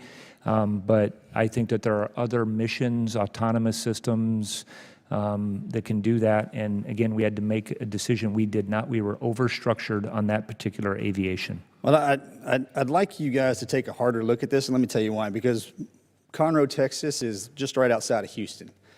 And that area is basically the catcher's mitt for hurricanes in the state, okay, out of the Gulf. And the 500 soldiers and the 100 civilians that work at that unit are engaged in our community. We see them every day. And when Harvey hit and every other storm that followed Harvey, that asset was flying overhead, rescuing my constituents day after day. Continue to do so without question. And I'm getting the call not from them, but from my district. And I can assure you, when my district starts chewing on me, guess where I'm coming? And I want those answers. I respectfully request either one of you come to my office and explain to me in detail why this is happening, why we can't move assets in this place, why can't this particular unit stay, not only because of its deployability and how great they are every time they go overseas, but because of the asset and what they bring when we get hit by a storm every single year. Now, if you do take that from us, and I'm going to speak hypothetically here, if you do take this from us and this goes away, and I've heard 12 to 24 months once you pull the trigger, if that happens and we get hit again, which we will, you're going to have to explain to me. And Congressman, we'd be happy to come to your office and explain it. The first bucket of ATI, we are reallocating $48 billion of spending over the next 5 years. We've had a lot of hard conversations with a lot of well-intentioned, and the tension in this is at a scale that we would be delighted to show you. I'd be our curious math, if and we any of those appreciate that you will conversations with push those back folks on a that lot of it. any of those people that you had those conversations with have been down there, and I'm kind of see what I'm talking about. Yeah, Congressman, I will also tell you from a lot of experience through the years of supporting, we have done this. Most of the time, we have to evacuate all of the aircraft out. We still have Cavazos that's right up the road. And Gentleman's time's expired, Chair, and I recognize Representative Vasquez from New Mexico. Thank you, Mr. Chairman. Thank you, Secretary Driscoll, General George, for your time today and for your years of service to our country. I represent New Mexico's 2nd District, home to White Sands Missile Range. As I'm sure you well know, White Sands is the department's premier research and testing facility, where we've spent decades developing cutting-edge technologies and weapon systems. I've heard from base leadership during my time here in Congress that they've persistently dealt with drones of unknown origin entering into the airspace without authorization. Drones are a relatively cheap weapon system with the capacity to rapidly form swarms and launch attacks on targets of significantly higher value, and I'm concerned about White Sands' vulnerability. They also have the ability to spy on some of our most sensitive technologies while it is being tested at White Sands. The base currently has limited radar capacity to detect drone incursions, but more importantly, they lack both the authority and technology to engage these drones, leaving us potentially exposed to our adversaries. General George, would you agree that unknown drones entering the airspace of our military bases poses an intelligence and security threat? I agree, and to go further, Congressman, this is an area like we've been talking about that and you'll see we're going to invest more in. We need to experiment more with. We need to have commercial, more folks, developers that are in there doing that. And we need to work with you on the 130I to make sure that we also get the right authorities to do that. There are areas I know, for example, where we could shoot things down. So we have to work through some of that. And Congressman, I would just say that this is a topic I think that likely would have bipartisan support, and you have our both very public admission and request that we need help to all work together to solve this, because in CONUS, it is difficult. There are a lot of different assets nearby. There's commercial air traffic, and the answers are not simple. And so we as a nation have got to come up with a better solution. Thank you, Secretary. Thank you, General. Does the Army or Department of Defense keep a log of instances in which unauthorized drones have been entering military airspace? We do keep track of that. Have those been increasing over the last 5 years? I would say drones are increasing in general, whether it's, commercial, and again, this gets back to, being able to identify, understand, and what you're doing to categorize it. So, and I think the Secretary has seen that, but it gets back to how we're going to have to work together to get after the authorities, flexible funding to make sure that we can actually buy the things and, not one specific system, and continue to evolve in this area, and rapidly. Thank you, Secretary. And a lot of that technology is being developed in my district in the state of New Mexico, so I appreciate you lending them a hand to be able to compete for these contracts. Secretary Driscoll, given the rising use of drones for military and intelligence purposes, what is the Army doing in FY26 to improve our counter-drone capabilities? Congressman, this is top of mind. We are testing all sorts of capabilities. Directed energy is one that I think we've all read about recently, that it is a very difficult science problem to solve. We don't have a scalable solution yet. We are working with tech providers from our SAG-U that is trying to suck out the best lessons of Ukraine. There are a lot of technology providers in Ukraine. They're calling it in some ways the Silicon Valley of war right now. And so what we are trying to do is, instead of needing to innovate as a nation ourselves, we can be fast followers on a lot of these tools. And the Army is working daily to try to come up with as many solutions as possible. Thank you, Secretary. And I want to switch topics. Could I add one thing on that, Congressman? General, I just want to make sure I get to these other questions here. Excuse me. I want to switch topics to the troop deployments on the border. I represent 180 miles of the U.S.-Mexico border, the entirety of the New Mexico border with Mexico. And recently, the troop deployment to the border has created a military zone that has taken over the management of public lands, federal public lands. In fact, I have a deer hunt this year in an area where I'm no longer able to hunt, no longer able to enter. And it's become unclear where the boundaries of this military zone actually start and where they end. And that's unclear not just to hunters or people who enjoy the land, but also to local governments, county commissioners of those counties who represent those border counties. How fast can we get the information of where these military border zones actually exist? And what can Americans who go into these existing federal public lands managed by the Bureau of Land Management expect some answers about whether they will be apprehended or arrested within these border zones? We can provide, very specifically, I'll bifurcate my reply, we can provide that information to your office, and then to people on that specific land. The Army is working incredibly hard with our soldiers to put out signage. We have taken it over recently, and so... Thank you, Secretary. I appreciate that, because so far we have not received any response from the Department of Defense or the Army. So thank you. I yield. Chair now recognizes the gentlelady from Virginia, Ms. Kiggins. Thank you very much to both of you for being with us today. And although I represent a big Navy district in Virginia's 2nd District in Hampton Roads, I'm the daughter of a Green Beret who served in Vietnam, so I appreciate, again, both of your services. I wanted to just echo my colleagues' sentiments for prioritizing the quality of life work that we did last Congress. We looked at housing, child care, health care, pay and compensation, spouse employment.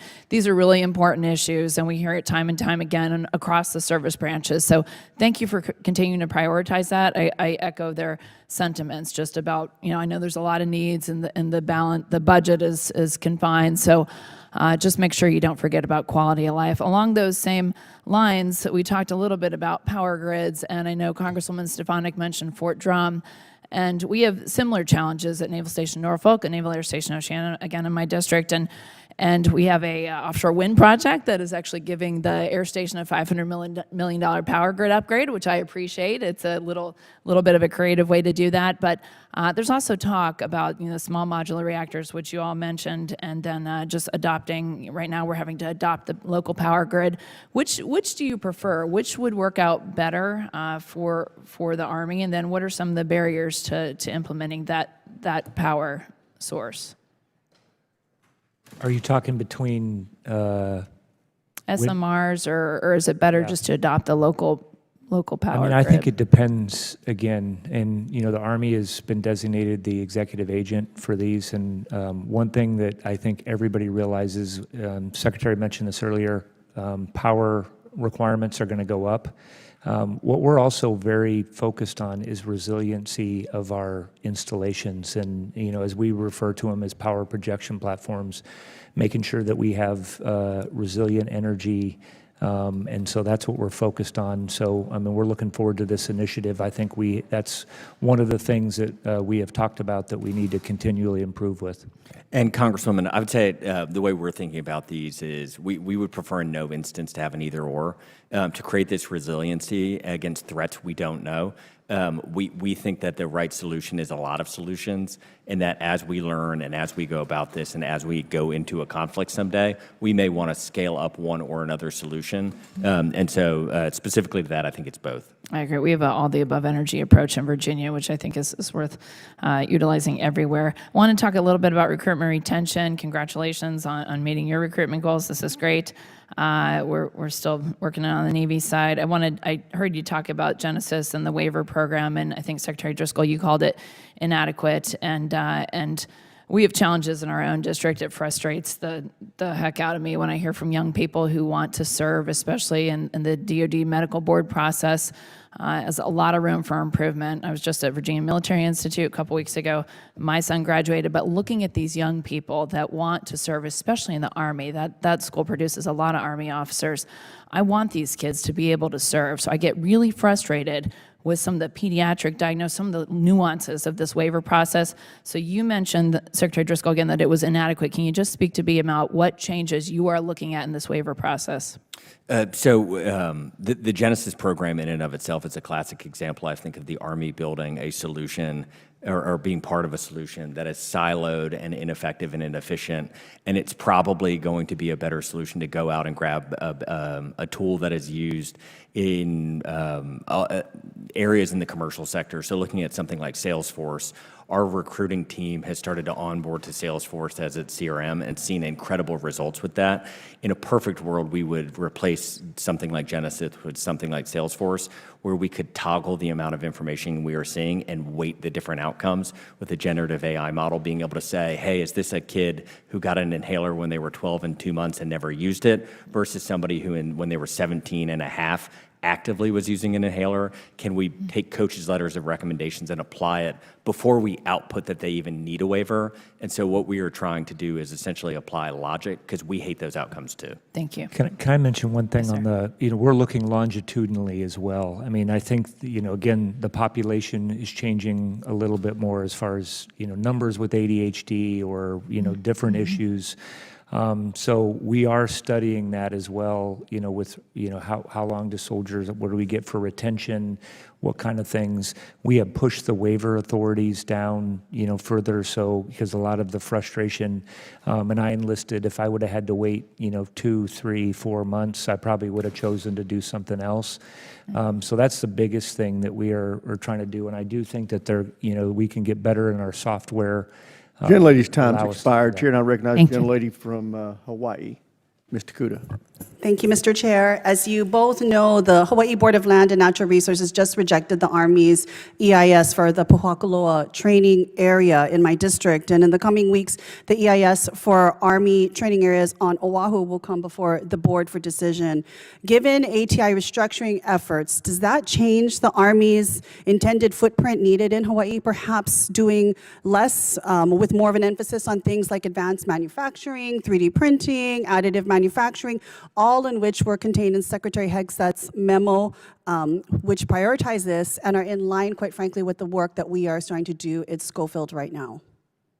I would just start by saying, we have a lot of really important units that are out right now, at Schofield Barracks with 25th Infantry Division. Obviously, being able to train for their, potential warfighting missions is critically important to us, and it's why those training areas are very important to us. And I think this jointly, and I know we're working very closely with the authorities in Hawaii to, kind of move this forward. And I'm heading in July, Congresswoman. I'm going to Hawaii, and one of the things I want to be on behalf of the Army, make sure we tell that community is how grateful we are for the partnership and the community members they've been. Our soldiers who return from being stationed there have generally nothing but amazing experiences with that community, and we're grateful. Yes, well, we definitely take care of our people. We'd like to be also taken care of as well as good neighbors. And I think that's where, especially if this ATI process is intuitive and learning as you go, given that we need certainty by 2029 when the lease renegotiations are up, you need to really know what kind of footprint and intention you have with our communities in terms of training, or whether it's to do a pivot more towards things like additive manufacturing. I want to move on to some other questions. Mr. Secretary, for over 20 years, the First Information Operations Command was the Army's only active duty unit focused on synchronizing information capabilities and supporting deployed forces to counter adversary influences. And its recent shutdown as part of a broader restructuring raises serious concerns about the future of Army information ops, in particular China, Russia, and others that set up disinformation, propaganda, and cyber-enabled influences, allowing our adversaries to control the information and disinformation space only adds to the fog of war, quite frankly. Mr. Secretary, how is the Army ensuring that the deactivation of the first IO command does not leave operational gaps or vulnerabilities in our information posture, especially at the tactical and operations level? And during this transition, what safeguards and interim measures are you putting in place to ensure the continuity of capability and mission? I'm gonna jump in on that one first, Congresswoman. First, I think we're working that with SOCOM and USASOC, and again, I think everybody sometimes gets, a headquarters caught up with whether or not you're going to do, a mission. And I think what we've learned is that is going to be a part of every mission that we're doing. We are looking at how we're updating. I was talking, or answering a question earlier from Congressman Ryan, and how we talk about our people and train our people to get differently with information operation, psychological operations. Runs the gamut of this. It's also technical, and how everybody knew what was happening this weekend instantly because of what was happening on the internet, and how are you having technical solutions to understand that. I think what I'm asking, though, is when it comes to information operations, we have had a central hub for over 20 years. We have dismantled other entities within the State Department, the Voice of America, to be able to counter and manage information and disinformation. You're talking about disaggregating it across all sectors and units and having individuals trained in that. We need a centralized source that we can control what information we're putting out and what our adversaries, knowing what our adversaries are putting out there as well. Are you concerned at all that we are lacking in both readiness and capacity in this area as a result of shutting down this Information Operations Command? It can be a simple yes or no, because I do. Based So on you have no command, concerns I that am we concerned are that we have at a to move disadvantage to areas like China that are very much attuned to the need to be able to manage this particular space. We'll continue on later, but I wanted to ask one question about AI. Now, from what we've seen in your May letter to the force on Army ATI, you've stated that command and control nodes will integrate AI to accelerate decision making, and I fully support us moving in that direction.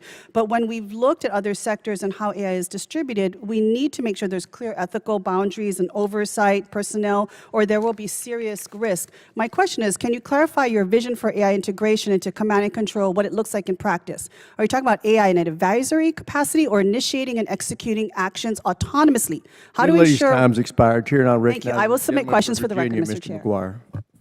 Thank you, Mr. Chairman, and thank you for our witnesses for being here today.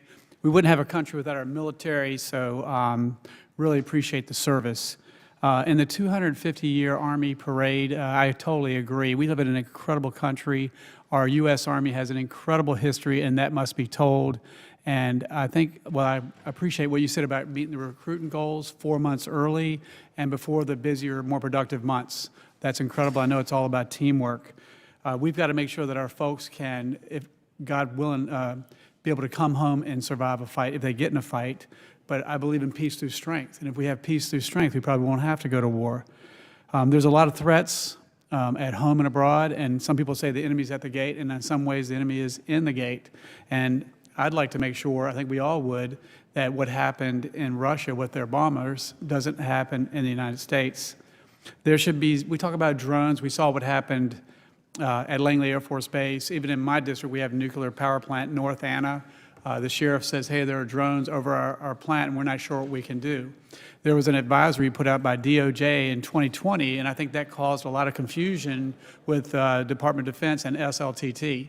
And so I've put in a bill, it's H.R. 3478. It's called the Manned Aircraft Clarification Act.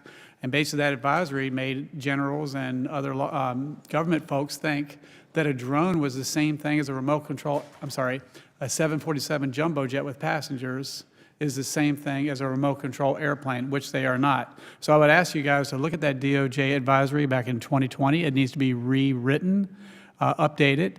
And I'd ask you to check out the HR 3478 Manned Aircraft Clarification Act.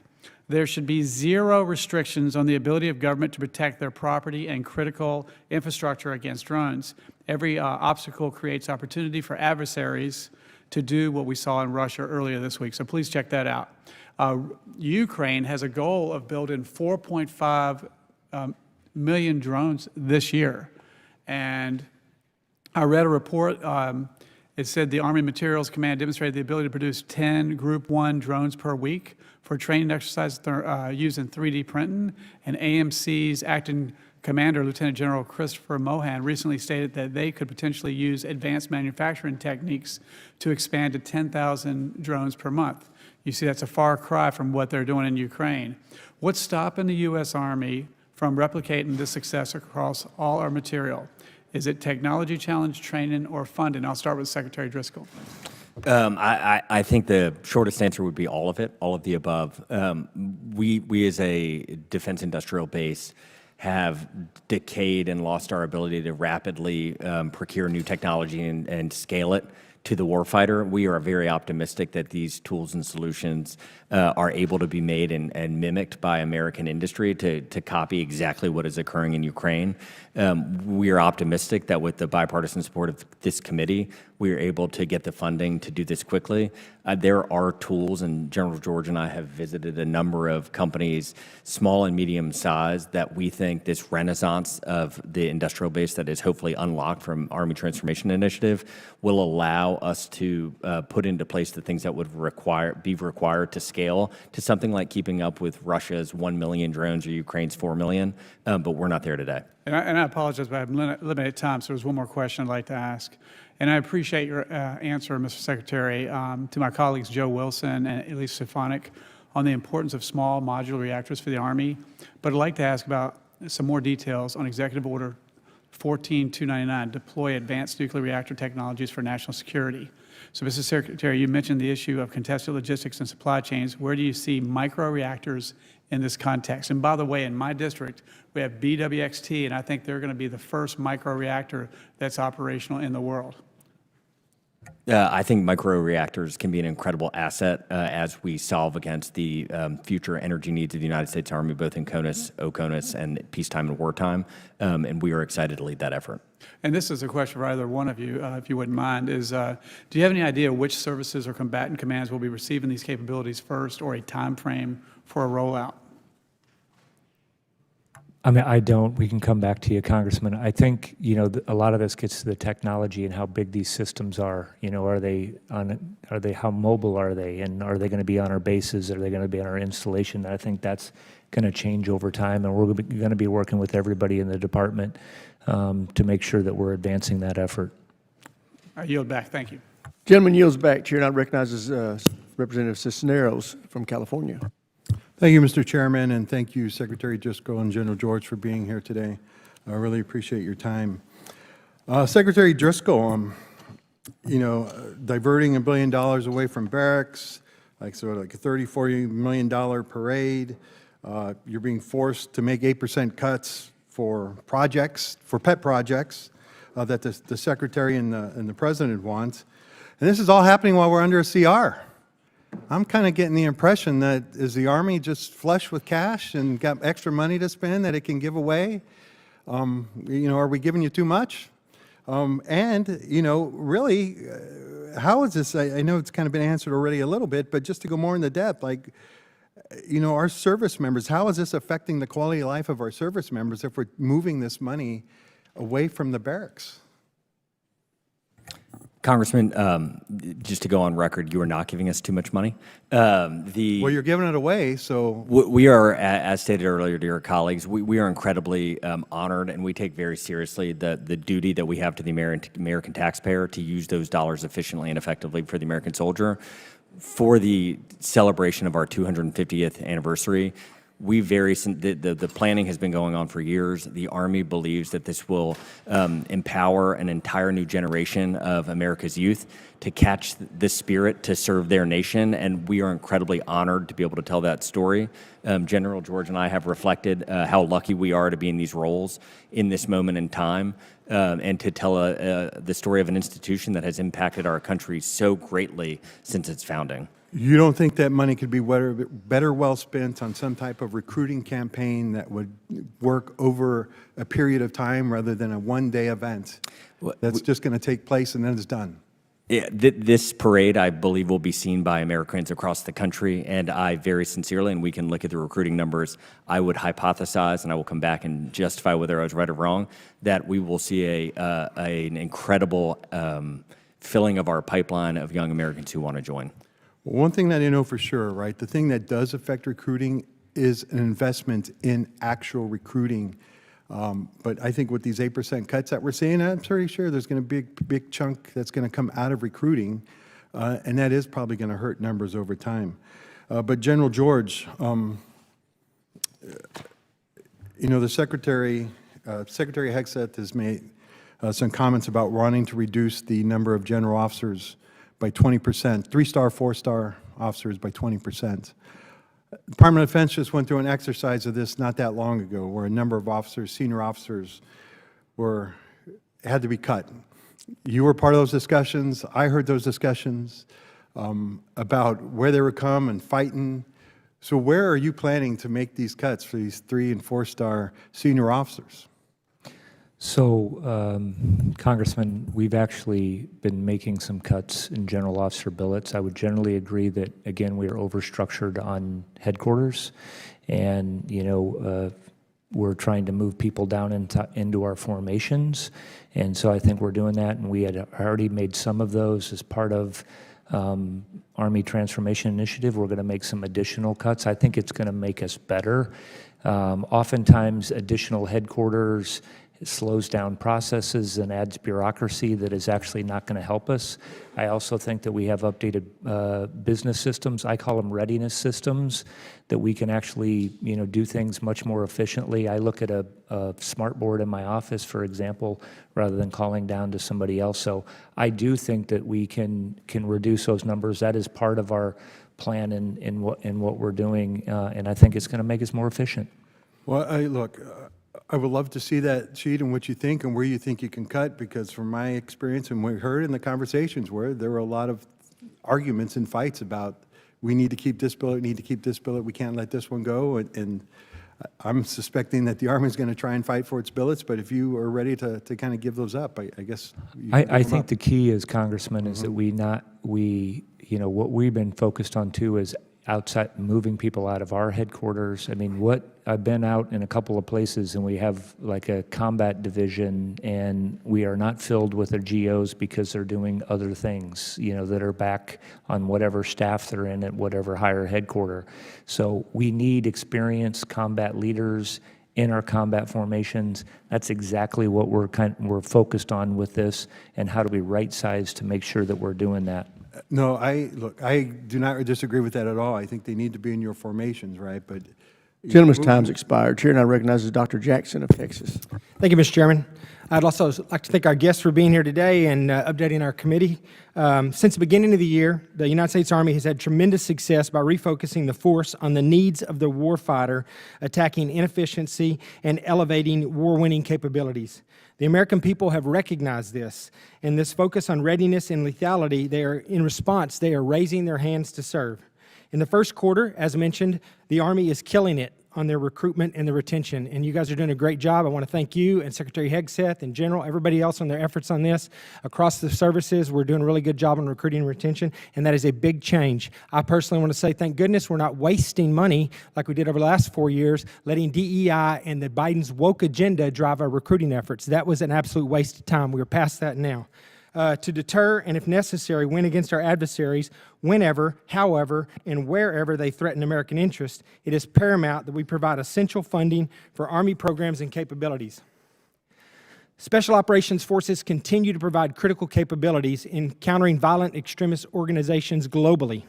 while also setting the theater, building partner capacity, and conducting other missions to give our adversaries pause. The U.S. Special Operations Command operates by 5 soft truths, one of which is most special operations require non-special operations support. That is why I led a provision in the FY25 NDAA that prohibits reducing Army soft enablers until the Army provides a report on the feasibility of using inherent relationships with general purpose forces. It is irresponsible in my mind to cut soft forces to support for soft forces when the requests from geographic combatant commanders are increasing, and we have been told that they are increasingly being told they cannot, that special operations cannot meet their needs. Secretary Driscoll and General George, would you describe the role you see for SOF in the department as the department focuses on readiness and lethality under the Army Transformation Initiative? I can echo the importance of SOF. I'm going down to Fort Bragg next week to visit with them and some of those units down there. The entire Army Transformation Initiative is premised off agility and learning lessons from the actual soldiers who are out in the field. And no group is able to do that as effectively oftentimes as our Special Forces soldiers because they are able to deploy quickly into mission sets that are just a little bit irregular. And so we are deeply tied in with their learnings, and those learnings are impacting the broader Army. Thank you, Mr. Secretary.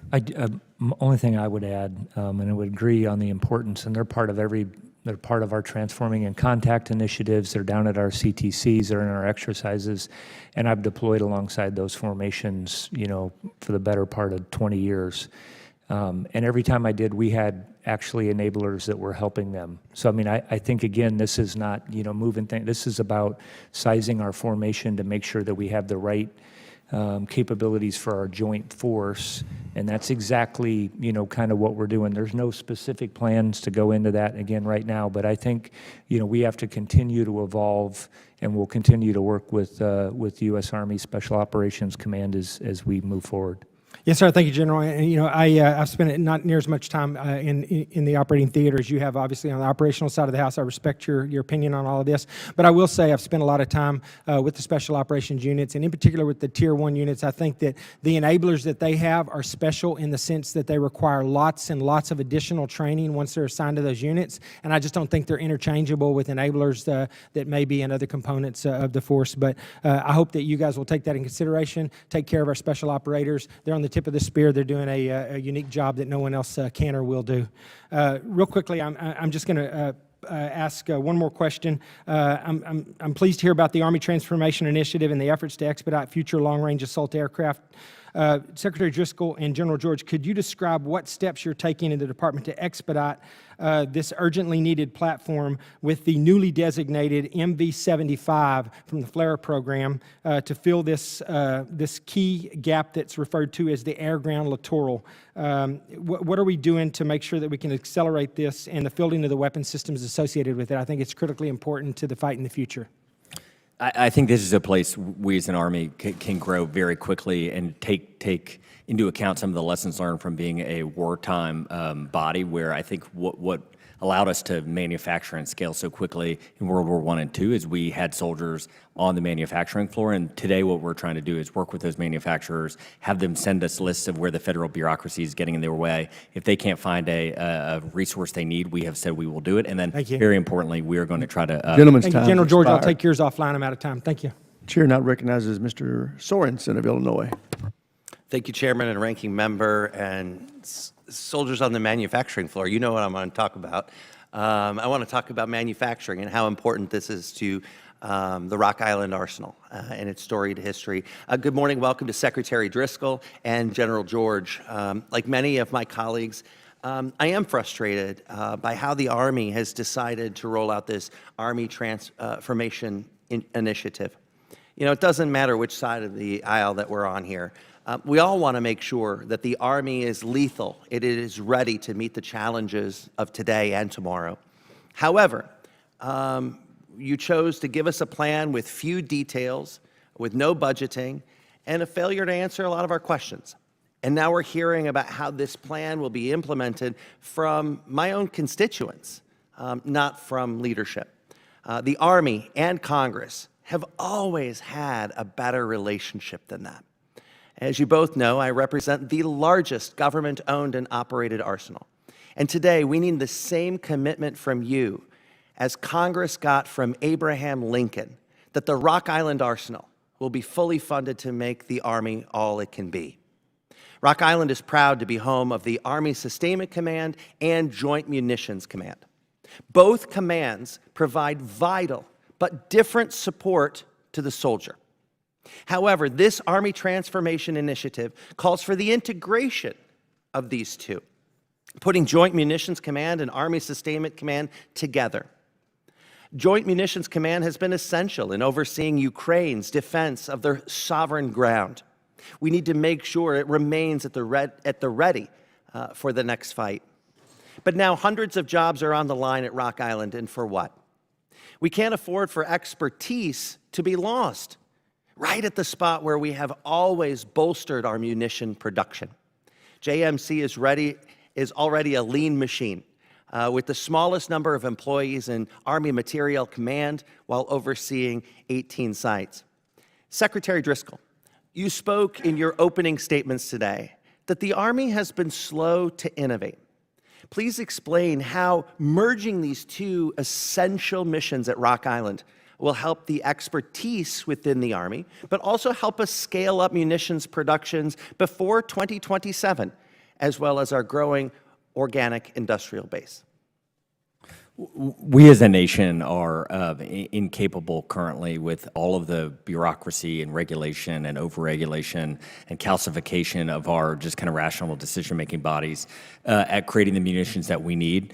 What we are trying to do with ATI is get rid of as many headquarters functions that we believe are overlapping and actually slowing it down. Where more human beings may seem like it is helpful, I think in our impression and what we have learned, it is actually harming us. And so what we've tried to do is look across all of our headquarters units and say, where can we possibly, where can we streamline things and add a little bit of speed and save some dollars and reinvigorate the spending to things that will actually output more munitions. So where are things being overlapped from Rock Island? Where does that occur? I was going to jump in here. I mean, we can't, where we have redundant capabilities with two headquarters that are a stone throw away from each other, and you even look at right now what you could do with modern technology. So it was the question before, do we need, two GO headquarters a stone throw away from each other that can do some of the, same functions? We want the same thing you do as far as keeping, we're very proud of the 3D printing capability that we have at Rock Island. We're very proud of the technicians that we have. Those are the kinds of capabilities that we need and will continue. And I've been out there to see that. We have commercial industry actually coming on to use those capabilities. So again, I just don't want to conflate headquarters with, with actual capability, especially when they're just, a couple of blocks apart. And I just want to echo, Rock Island is a gem in our, in the assets and the tools that we have. Let's get you out there. But at the end of the day, we need to make sure that, the Army Transformation Initiative isn't flawed. I worry that this decision has unfortunately more to do with just an arbitrary cutting of federal workforce than it does strengthening our Army and our national security. Secretary Hegset's one sentence in the memo is absolutely unacceptable when it comes to changing major commands and eliminating hundreds of civilian jobs. And Mr. Chairman, I yield back. Jenna Mills-Beck, I would say that I have conveyed the same sentiment, Mr. Sorensen, to General George, and that is, if budget is driving policy, you're going to have a problem by this committee. If policy is being driven first and budget is a consequence, then we're going to be open ears. But you can't just try to make your policy or your construct fit a number that's arbitrary. We need you to let us know what you need, and then let us worry about funding it, because that's what we're here for. So just know that there's other people that see this the same way you do, which is why we need a budget, so we can talk about these things. But I can't overstate, we are not going to be hostile to dramatic changes if it's being driven by the need for change and not just to meet some budget number that somebody's handed to you. I'll get off my sermon pulpit now and go to Representative Higgins of Louisiana. Thank you, Mr. Chairman, and thank you for your passion and your leadership, sir. I support the chairman's description early in this hearing, Mr. Secretary and General, regarding our intention in this committee to have policy drive our narrative and our legislation. Budget is part of our larger concern for our country, and we will address that appropriately. But what we ask of the United States Army, of which I'm a proud Army veteran, we ask for you to deliver to this committee what your needs are. And then under the chairman's leadership, we will drive towards accomplishing that. I'd like to mention recruiting. Ms. Secretary and General, congratulations for hitting your recruiting goal early this year. I expect you're going to get a big bump during the rest of the year. And let me say that it was very clear to many of us, it's been brought up in this hearing, what is the driving factor behind recruiting? And to me, it's always been American families are the driving force between successful recruiting or failed recruiting. And for several years, we've had families like mine advising their youngsters to refrain from joining the military if they were on a fence. And since November of last year, there's been quite a shift. The families are gaining confidence in the future of the United States military, and therefore you're seeing the surge of recruitment, and congratulations on that, because families are again supporting their children's consideration for service. It's never been about money.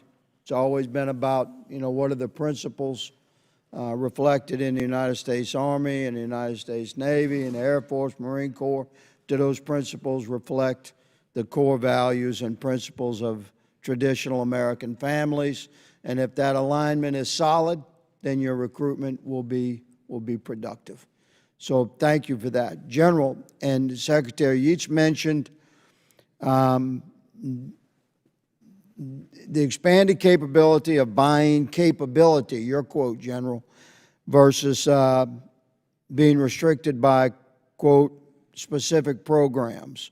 In order to provide the best available tech, again, your quote, General, would you mind elaborating on that? I know you have earlier in this hearing, but please explain to America what shift we're trying to accomplish within this committee to deliver to the United States Army the ability to buy the most effective technology that's available right now or next month or in 3 months or 6 months, as opposed to being locked into a specific program. Will you clarify that, General? Yes, Congressman. I think, again, I'll give a couple of quick examples, but drones are a perfect example that we know that technology is rapidly advancing. And if you bought a drone now, and I had used one in Afghanistan that was still in service, actually, when I became the chief, that was like 20 years old, that was old technology. So we can't be locked into things. We need to just have a capability. We can come over here, and that's what we're talking about with agile funding. We could lay out exactly what we're buying. So, we want the oversight to make sure that we're doing that. But to maintain pace. And that's what you're calling capabilities, correct? That's the capability. Drones, autonomous systems would be one. Electronic warfare systems are going to change. The network is going to adapt. I mean, like phones, no one's, everybody adapts their phones, updates, and does things like that. Yes, sir. So, General, just to clarify in the interest of time here, we want to provide the Army, what you're envisioning here, with the capability to buy, say, showroom.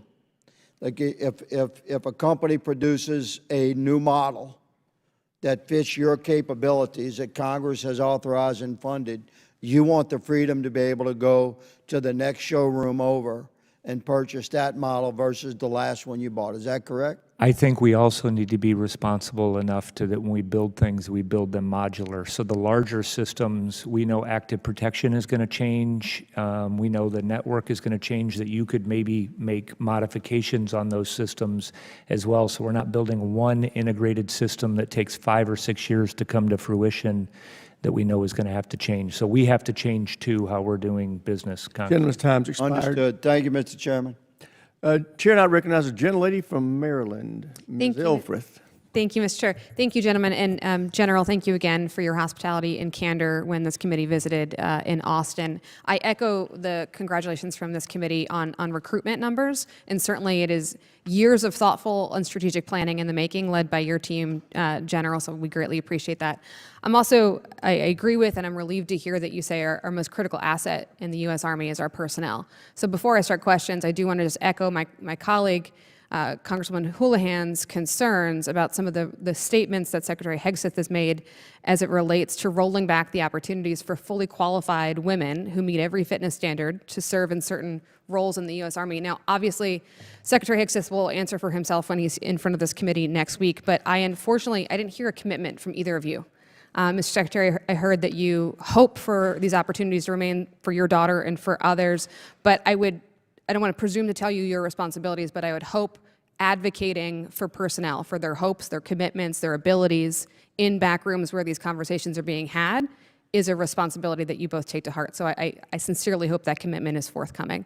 Moving on to energy, again, relieved to hear, Mr. Secretary, your thoughtfulness on this issue, representing multiple installations that are vulnerable to sea level rise and severe storms, not to mention just the general antiquated nature of our grid system, including the fact that 99% of our base electricity comes from outside the installation, clearly a problem.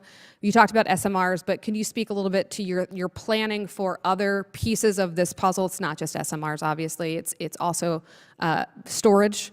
It's also grid resilience. Can you speak how you are prioritizing installation resilience?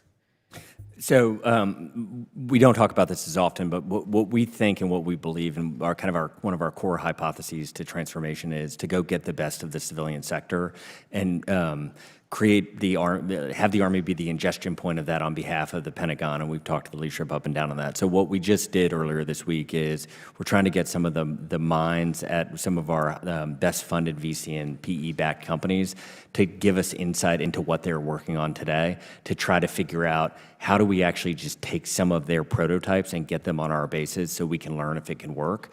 And so we're optimistic that we'll have some announcements on that in a couple of quarters. That's exciting. I think you heard you have a lot of allies on this committee for that priority. I want to move on to Fort Detrick, which is not in my district, but in Maryland. And as you know, the Army's Medical Research and Development Command, headquartered at Fort Detrick, has been transitioned to the Defense Health Agency.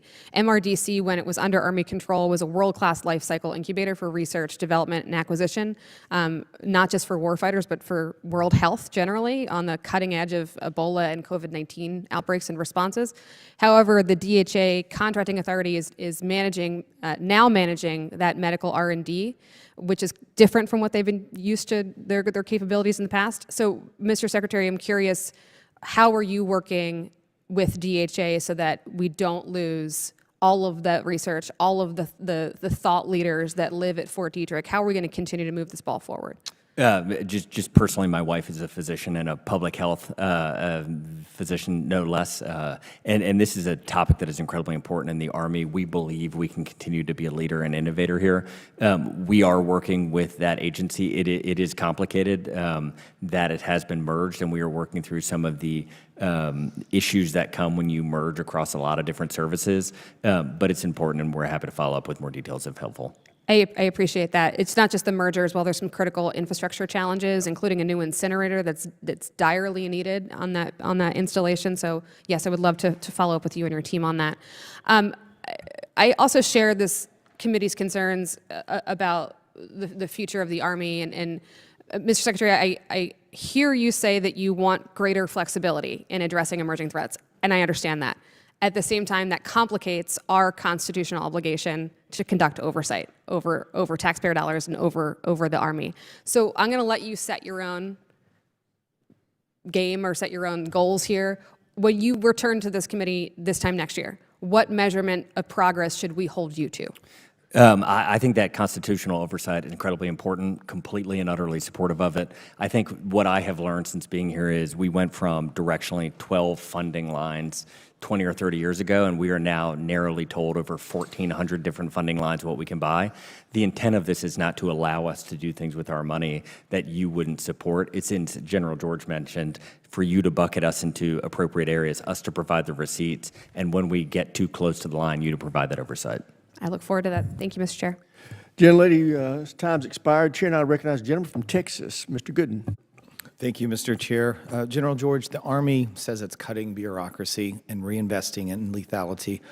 But historically, we've seen so-called cuts in headquarters just result in reshuffled org charts and no real savings. Could you show me exactly how much manpower and overhead will be eliminated under ATI and how much of those resources are being redirected to frontline units, specifically those based in Texas like Fort Cavazos and Bliss?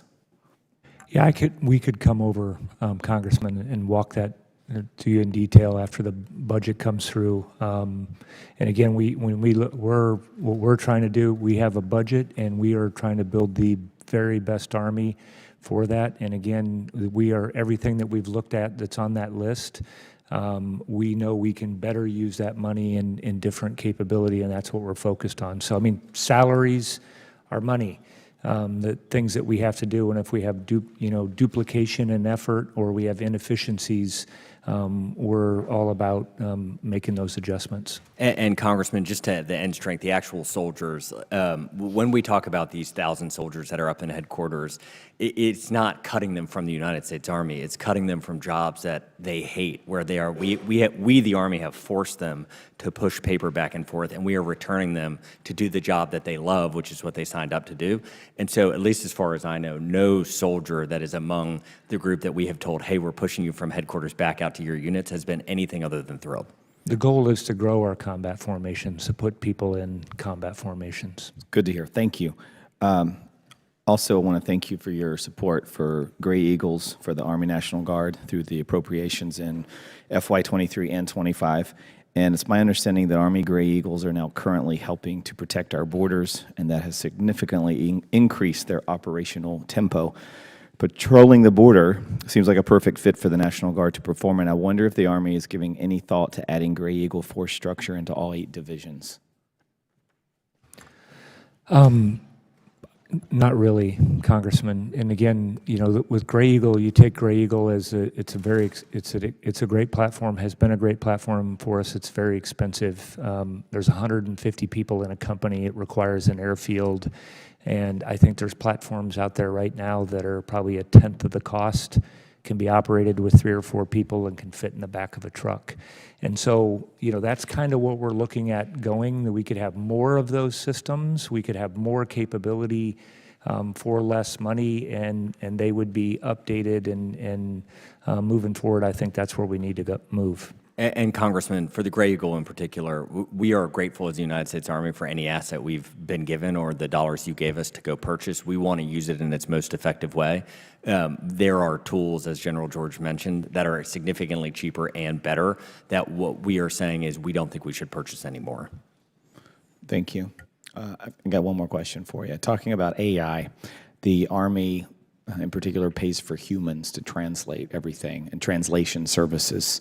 This probably wasn't on your radar today, but the definition of government waste is, in essence, what we're doing now. And generative AI foreign language translation solutions are being used today by several Army units to drastically increase the efficiency of Army linguists, but more could be done. And I'm wondering if you could discuss any plans, if you have any, to expand AI language translation technology across all Army divisions, and where in your budget you would allocate these resources. I can take the first part, which is almost nothing gets me more excited than the use cases of things like generative AI, both for the warfighting function of the Army, but also the Army as a business. General George and I reference us as 2 discrete functions. One is a very lethal killing machine, and then the other one is just a large enterprise scale business that moves people and things around the country and the world. AI is going to unlock so much value immediately on the Army as an enterprise business that we are looking actively for every single place that we can possibly take. We have over 200 business systems, enterprise level systems that we use. I'm picking a number that I think General George would agree with. I don't think we need more than 20, and AI is going to be incredible for things like language services that helping us achieve that. Super. Maybe at the next hearing we'll hear what gets you more excited than that. So thank you, and appreciate the work you're doing. Yield back. Gentleman yields back. Chair, and I recognize the gentleman from Missouri, Mr. Bell. Thank you, Mr. Chair and Ranking Member. Hello to our witnesses. Thank you for being here and for your service as well. And one thing that I will say about this committee that is encouraging to me on my short time here in Congress is that members on both sides of the aisle take our security and our national defense very seriously. And I think members on both sides of the aisle agree that we have some tough choices to make. And we must invest in our national security. Everyone understands that. We must modernize our armed forces. Everyone understands that. But we also know that money is not infinite and resources are limited. So at a time when so many across the country, including in my own district in St. Louis, are still recovering from, and in our example, the worst natural disaster since the late 1950s, when our adversaries are sparing no expense in investing in AI technologies, cyber warfare technologies, hypersonic missiles, we have to ask those tough questions because we recognize we have some tough choices to make. And so I do have to ask the question, is a parade really the best use of $45 million? And as we've heard from many of my colleagues, and as the administration has said, military recruitment and enlistment are at some of its highest levels. I think one of our members said that on the recruiting side, we're killing it in a good way. And this is the highest levels of recruitment that we've seen in years. Is this correct? Correct. And highest since, if I'm not mistaken, since 2021. Is that not correct?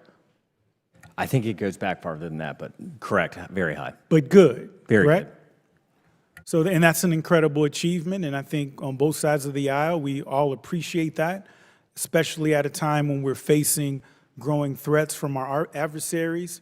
That is something worth celebrating. But that's also exactly the point. You indicated that recruitment is surging, and that's without a $45 million price tag.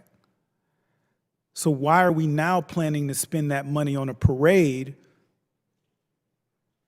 with the hopes of spiking recruitment when we're already spiking recruitment? Why don't we just do what we're doing? And that's not my question. Because we're talking about symbolic displays when our real needs lie elsewhere. Meanwhile, our adversaries are coming, and we are the measuring stick. We are the goals that they're trying to reach and surpass. So, in my opinion, we should be investing in what truly strengthens our military, not gestures that come at the expense of more urgent priorities.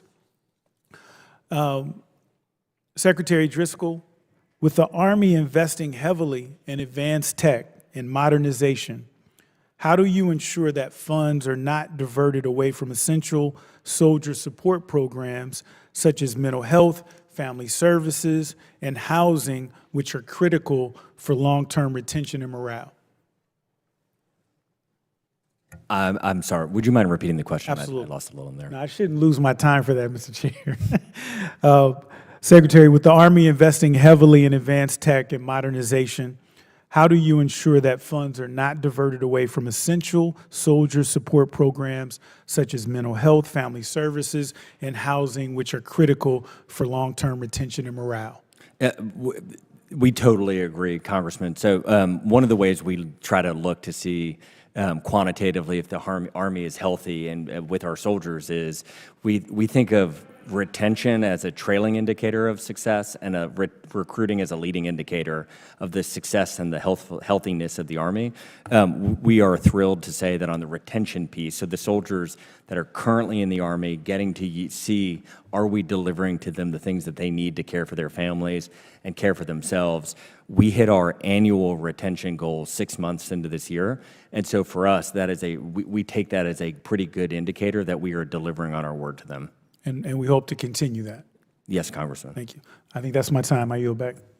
Gentleman yields back. Chair now recognizes the gentleman from North Carolina, Mr. Harrigan. Thank you, Mr. Chairman. And gentlemen, thank you so much for your testimony today. And before kind of hopping into this slide that I've got here, I just want to say that since coming to Congress, I've worked to continually educate everyone that I possibly can up here in Washington that we have a very stark choice when it comes to our defense. We can either continue to invest in the military that we have today, or we can invest in the military that we actually need to deter or defeat China. They are not the same choice. We cannot choose both. And you gentlemen have chosen voluntarily something that rarely is seen in this town, to take the road of courage, which is to make change. That is exactly what the Army Transformation Initiative is and what it does through eliminating legacy assets, force structures, and contracting mechanisms. It actually gives us the opportunity to create the Army that we truly need in order to deter and defeat China. So you have my sincere thanks for your efforts, and you will have my support. Part of the Army Transformation Initiative is making sure that we start winning the economics of conflict, and you cannot have a discussion about winning the economics of conflict without having a discussion about SUAS today. And I think as we all have seen, as the Ukrainian battlefield has fundamentally changed the rules of modern conflict, where currently drones, FPV drones, are accounting for greater than 80% of the casualties that are inflicted on that battlefield today. Small arms only account for 2%. Artillery accounts for less than 12%. The rules are changing. And if we are to win the economics of conflict, we must address SUAS. As we saw with Ukraine over the weekend, in Operations Spider's Web, 117 different drones at an average cost of $800 per unit, costing Ukraine less than $100,000 worth of investment, inflicted more than $7 billion worth of damage against the Russians. This is capability that we need. It is also capability we need to defend against, and we have neither at scale right now. We know that we are significantly behind both our adversaries and our allies in our ability to produce SUAS at scale. Last year, China spent $29.4 billion on drones, with some experts estimating that their production volumes and capacities may exceed 500,000 units per month. Last year, the Ukrainians produced 4 million SUAS units and are on track to produce over 5 million units this year. The Russians are on track to produce similar numbers.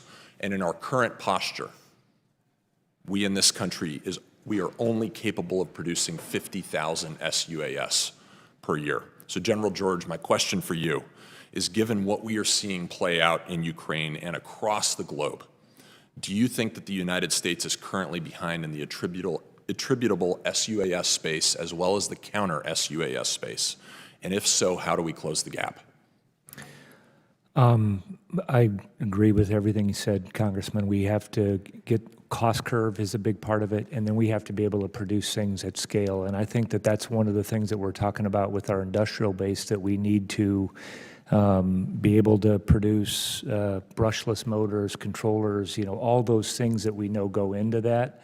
That right now Chinese companies, let's say DJI, is producing 15 million drones a year, and we need to have the ability to do that. So that's where, when we talk about scale, and we're doing some of that with 3D printing, that's exactly what we need to be able to do. And on the flip side, the same thing with scaling on counter UAS.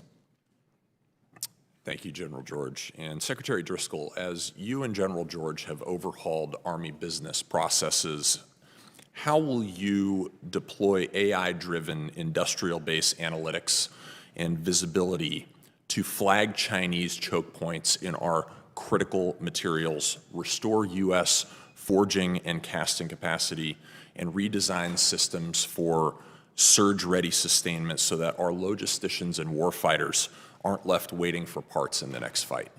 Congressman, this is an incredibly important topic, and much like many of our answers, the solution exists already in the commercial space, and we have done a poor job of integrating that into our systems, and we are actively working on it and hoping to be able to announce a solution in the coming weeks or months.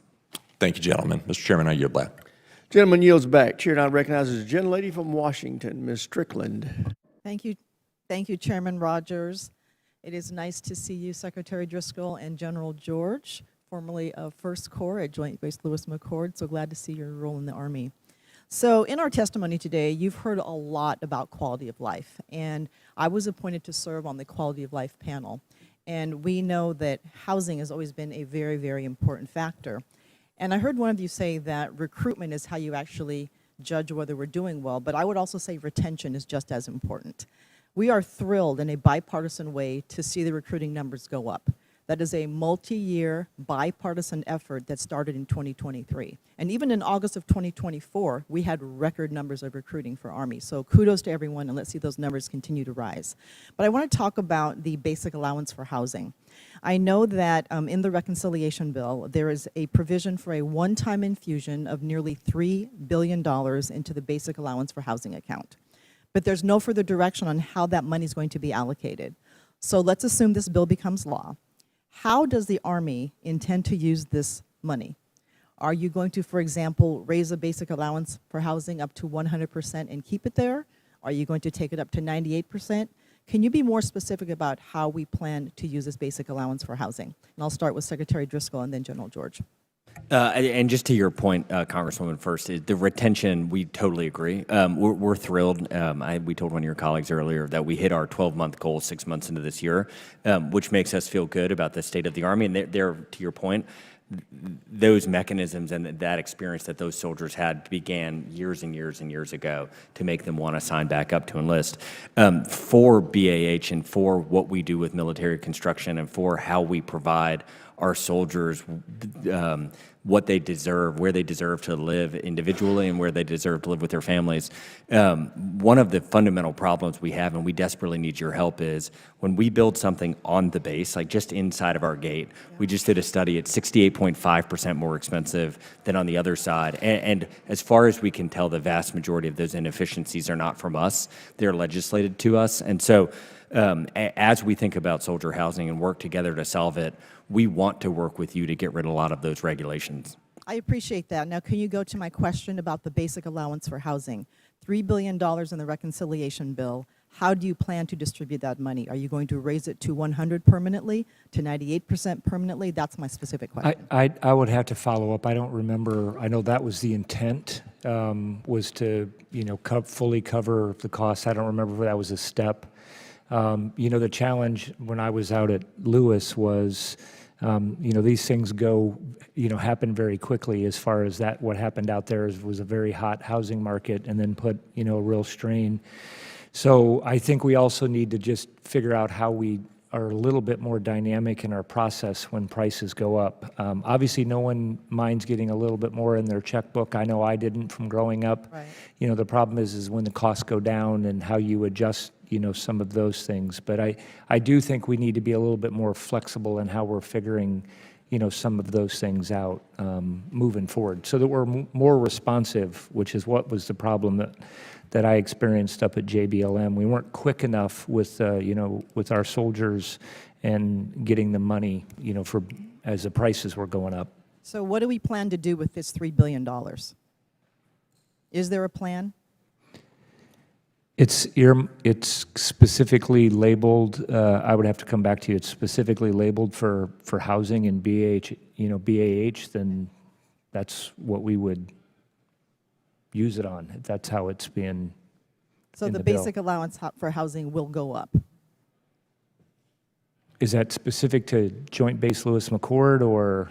It just says basic allowance for housing $3 billion in the reconciliation bill. And my question is, how do you plan to deploy that money? Is it going to go up? It would go on. I would go against housing. Okay. All right, and then one final comment I want to make. You've heard a lot about funding for barracks, obviously. And I'm going to add and pile on to this just to emphasize how important this is to so many members who sit on this committee. And it was a little disheartening to hear that you're going to reprogram $1 billion from barracks housing to put to the southern border. And we've got people at Camp Humphreys, we've got people at JBLM, we have people around the world. And if you visited those barracks, as you all know, the condition is deplorable. A college parent taking their student to see the quality of those dorms would actually raise holy hell about it or have them disenroll from that school. And so I think my question is, please think carefully about restoring that money. It's a quality of life. Gentlelady's time's about expired. readiness. Chair now recognizes the gentleman from Kansas, Mr. Schmidt. Thank you, Mr. Chairman. General, Mr. Secretary, thank you for being here, and we appreciate the time you've given to us this morning. General, we had a briefing some time ago in which you presented to us, and one of the issues that was discussed briefly is we look forward kind of toward the horizon and the need to continue to integrate UAS operations into our own land forces operations.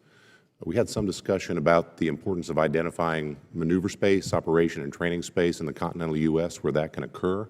Can you paint out for us briefly sort of what that thought process looks like? Are we trying to identify locations? I represent Fort Riley, for example, as one example, but locations other than the NTC in Louisiana where we can do those types of operations. What's our thought process? Yeah, so there is a very good training area that's very close to Fort Riley that we can that we can train. And our challenge has been to every local leader is that we're working at all the local levels, that everybody's getting together just like they've been doing with you out at Fort Riley. We know drones are going to be part of our formations. We're going to have to start training those, those kinds of things. And so working with the local authorities. And I always give the example when I was a division commander, we sent the paperwork up and then we worked it locally and we had it all figured out before, the paperwork came back. And so I think a lot of these are going to be local solutions because they have, they have to take local considerations from FAA or FCC that's, for example, in the state of Kansas. And so we are talking about that. We're going to have leaders together again this month, and we'll talk about that topic again. I think we're going to have to we're going to have to continue to adapt. Thank you, General. Well, we want to be supportive generally, not just from a Fort Riley standpoint, but I will assure you from a Fort Riley and 1st Infantry standpoint, we would like to be helpful in making sure that all of the appropriate local players are engaged and are helpful. We want to make that happen. I might also ask, either for you, General, or for you, Mr. Secretary, however you want to take this. I also represent Fort Leavenworth, the intellectual center of the Army. We're obviously following the ATI discussion with great interest, and particularly some of the TRADOC changes and the combination with the Futures Command. Can you tell us what we need to be focused on or what we might expect or what you can share at this point in terms of the role of the Combined Arms Center going forward, the Centers of Excellence? We want to make sure that Fort Leavenworth and its many intellectual and training assets not only remain, but are bolstered in all of this so that we're meeting the needs of the Army going forward. CAC, Combined Arms Center, is critically important to us. That's going to, remain there. How we do business there is, we were talking about how we're training, and, we're partnering right now, for example, with Arizona State University and seeing how we might do some distance learning a little bit different. It's still, we're still going to have majors that are going there, but how can we make other offerings?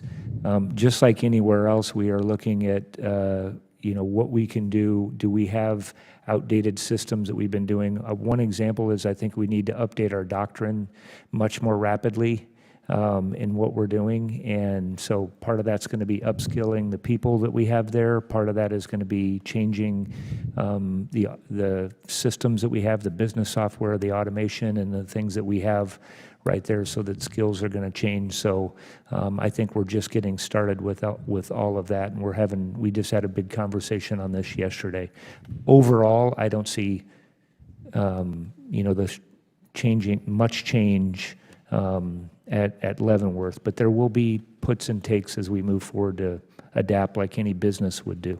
And Congressman, I would just say for TRADOC, we haven't hit that a lot in this hearing yet, but a lot of the tools that exist that COVID pushed forward for learning, we hope that we can use those for our soldiers to train them where they are, train them in the community where their kids are already in school, prevent them from having to travel and uproot their lives for 4 to 6 months at a time.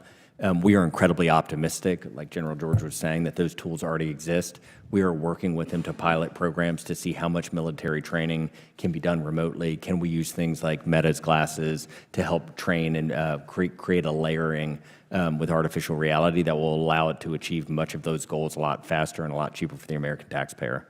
Thank you, Mr. Secretary. Thank you, General. And I just want to say I know General Beagle's time at Leavenworth is limited, as it always is, and our team wants to be very helpful and supportive of the Army moving forward and do that as we can.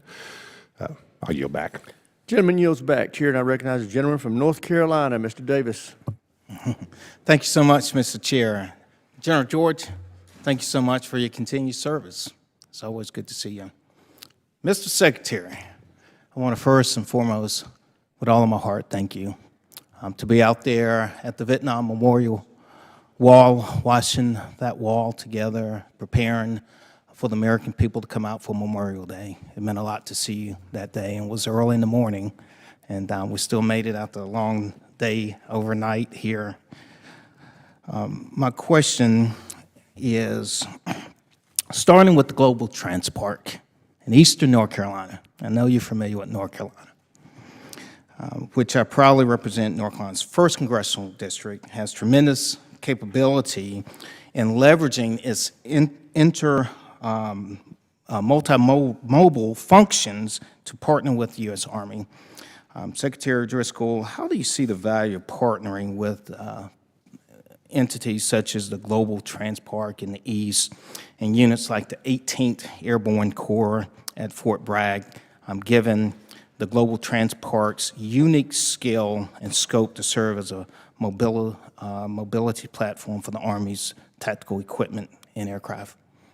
I think those partnerships, Congressman, are incredibly important, incredibly valuable. A lot of them, we get our best practices from watching and learning how they do it. The more soldiers are around civilian counterparts, we are able to strengthen our ability to do transportation in the contested logistics and with the tyranny of distance we're going to face in Indo-PACOM. We have got to learn a lot of lessons. We have to update the tools we're using and the best practices. Yeah. Lieutenant Colonel Hamilton actually came and visited the Global Trans Park and saw the site, the training potential, large-scale nature, logistics exercises. And where I would like to get to, I would love to see you in eastern North Carolina, extend an invitation personally to you. Now I'm going to give you the toughest question you've had today. And Mr. Chair, I'm asking for you not to rule me out of order. Western Carolina barbecue or Eastern Carolina barbecue? I'm a Mountains of North Carolina boy, so I am a Western North Carolina, but I have learned to appreciate that vinegar flavor. Well, I'll tell you, you have a staff that they've been here all morning. We might have to have a taste test and figure that out. Shifting back to the East, East Carolina University is the heartbeat of Eastern North Carolina, leading in research, and we're depending and relying so much on federal assistance in terms of what's going into the research dollars. The school has enjoyed long-term successful partnership with the Army already through the Pathfinder Airborne Program, through the NDAA and the Defense Appropriations process. We're working, trying to make sure that we can get an additional $8 million in that effort. Innovation is the greatest comparative advantage in the U.S. military. I guess to both, Mr. Secretary, and to the General, do you support preserving, broadly speaking, and expanding the mission through Pathfinder's airborne program to continue to enhance the value, in particular, of the soldier lethality technology account? We certainly support increasing our lethality and our partnerships. I mean, again, I think to the Secretary's earlier comment, whatever we can do that's already being done, we can take advantage of, that's being done in our universities, it's being done commercially. That's what we want to do. We are just talking, we're going through a process right now, making sure that we review how we spend our S&T and, what we're doing, we're not duplicating our efforts that could be done in other places, and I think that that's what we have to constantly review. So we appreciate what Eastern Carolina University has done. And I would just echo, I hope what's coming through in a lot of our remarks is we, the Army, have not done a historically good job sometimes of taking what already exists in the civilian sector, whether it's in education in our institutions or whether it's in for-profit or nonprofit companies. But we are trying to get better so that we can save dollars and reallocate them to the things that we need. Well, Mr. Secretary, I can say having someone from Boone, North Carolina, serving our country means a lot, but I'm standing by the East. And when you find out in Kinston, North Carolina, the home of the Global Transport, that we hold the world record in the most barbecue sandwiches sold in an 8-hour period. I look forward to having one of those. All right. I yield back, Mr. Chair. If you want some good barbecue, you can come to Alabama. Gentleman from Colorado, Mr. Crank's recognized. Thank you, Mr. Chairman. And thank you, Mr. Secretary. General George, thank you. It's good to see you again. I know you have a soft spot, General George, for Fort Carson. It's also home, of course, to Pinyon Canyon Maneuver Site. And I want to talk about that for a minute. That's located 150 miles south of the main base. Pinyon Canyon, of course, provides the Army with significant strategic and operational value by serving as a critical training ground for large-scale force-on-force maneuver exercises. And however, as you know, large portions of Pinyon Canyon are restricted from military use because of a natural gas pipeline that runs right through the middle of the site. This pipeline is unnecessary and it's redundant to our power needs, and I'm glad to have your support in finding a solution to have it removed. In the meantime, can you describe for the committee the restrictions that this pipeline places on the Army's ability to train at Pinyon Canyon? Okay, it's been a couple days since I've been out there, but yeah, I think it's privately owned. It is. And so, it'll be up to and they're using, as far as when I was out there, they're using a pipeline. So when we would cross it, I would describe it more as it was an inconvenience when we were training. I mean, it's still a great training area that we were able to be down there. You had to cross in certain crossing points. It's a pretty vast area. So that was a challenge. Would it be better if the pipeline, wasn't there? Yes, it would be helpful. Could we do live fire exercises there if we didn't have that pipeline? Obviously not. You wouldn't do that. There is, I know that we have a sizable impact area down on Fort Carson. We could, obviously add that. But again, when we rack and stack things as far as cost, I'm not sure, that's where I would invest first. Okay. I'm also very proud of the work that the 4th Infantry Division from Fort Carson, working with Northern Command, is doing down on the border to stop the flow of illegal immigration. We've heard a lot about that. I think it's great. It's important. We've seen what this administration's been able to do to stop the flow of illegal immigration, and the military support doing that, and some of the folks from 4th Infantry Division and Fort Carson doing that. Can you give me an update on their activities down at the border? Yeah, I'm sure the Secretary will probably want to jump in too, but we're 2nd Brigade, 4th ID is down there. Every report we get, and we probably at least every other week I'm up on the net with the commander that's in charge down there, the division commander that's down there. We're also trying to, besides the great job that they're doing with that mission, we're also trying to be very focused on what we can do to update those units. And that's, they're doing a lot of the kind of missions that they would do, whether it was reconnaissance or guard missions. So we're also looking at how we can update their network, what we can do to provide them additional capabilities. So we're also looking this as an opportunity that we can continually transform those units as well.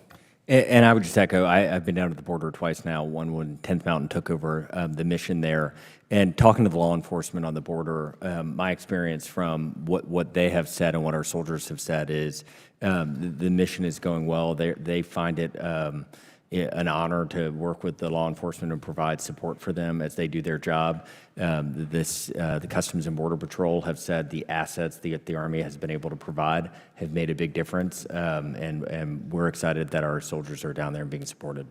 And it's remarkable. Within months, we've seen a 97% reduction in the number of humans coming across that southern border. So, thank you for that. I won't have really much time on this, but Secretary Driscoll, I wanted to talk to you. Fort Carson, home of the 11th Expeditionary Combat Aviation Brigade, and that's one of 2 aviation brigades the Army's proposing to inactivate. And I've heard concerns that the Army Reserve Force structure could be unable to absorb the newly orphaned 11th Brigade personnel, resulting in a loss of technical skills and years of experience if they're forced to reclassify. Are you considering integrating these soldiers into training roles to keep them relevant and sharp if we need them for current and future requirements? We have not heard of those concerns. We can absolutely follow back up with your office. And just to the broader point, as we are shuffling and reordering all of this, we realize this is a sacred responsibility to take care of those soldiers, and that they provide an incredible asset to our Army, and we are taking that into account. Great, thank you. If Thank I you, Mr. could just jump really quick, Congressman, that is the idea. That's, one of those units is right there close to 4th Infantry Division and right close to 4th Cab, and we could use those pilots. So Gentleman's time's expired. Chair, now recognize the gentleman from California, Mr. Tran. Thank you, Mr. Chairman. General George, good seeing you again. Secretary Driscoll, welcome. The Army Transformation Initiative has generated more questions than answers in the department's attempt to deliver critical warfighting capabilities, optimize our force structure, and eliminate waste and obsolete programs.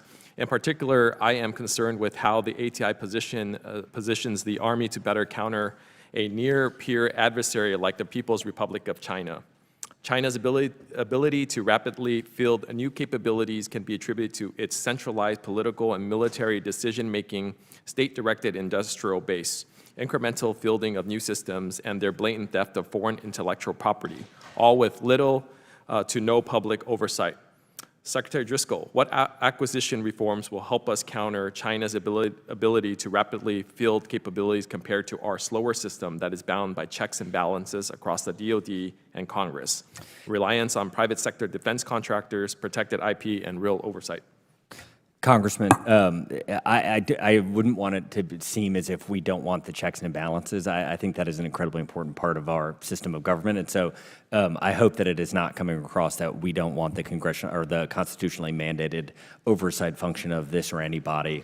I think what we have reflected on, what I told one of your colleagues earlier, what we think there are a couple of fundamental things that are slowing down our ability to keep up.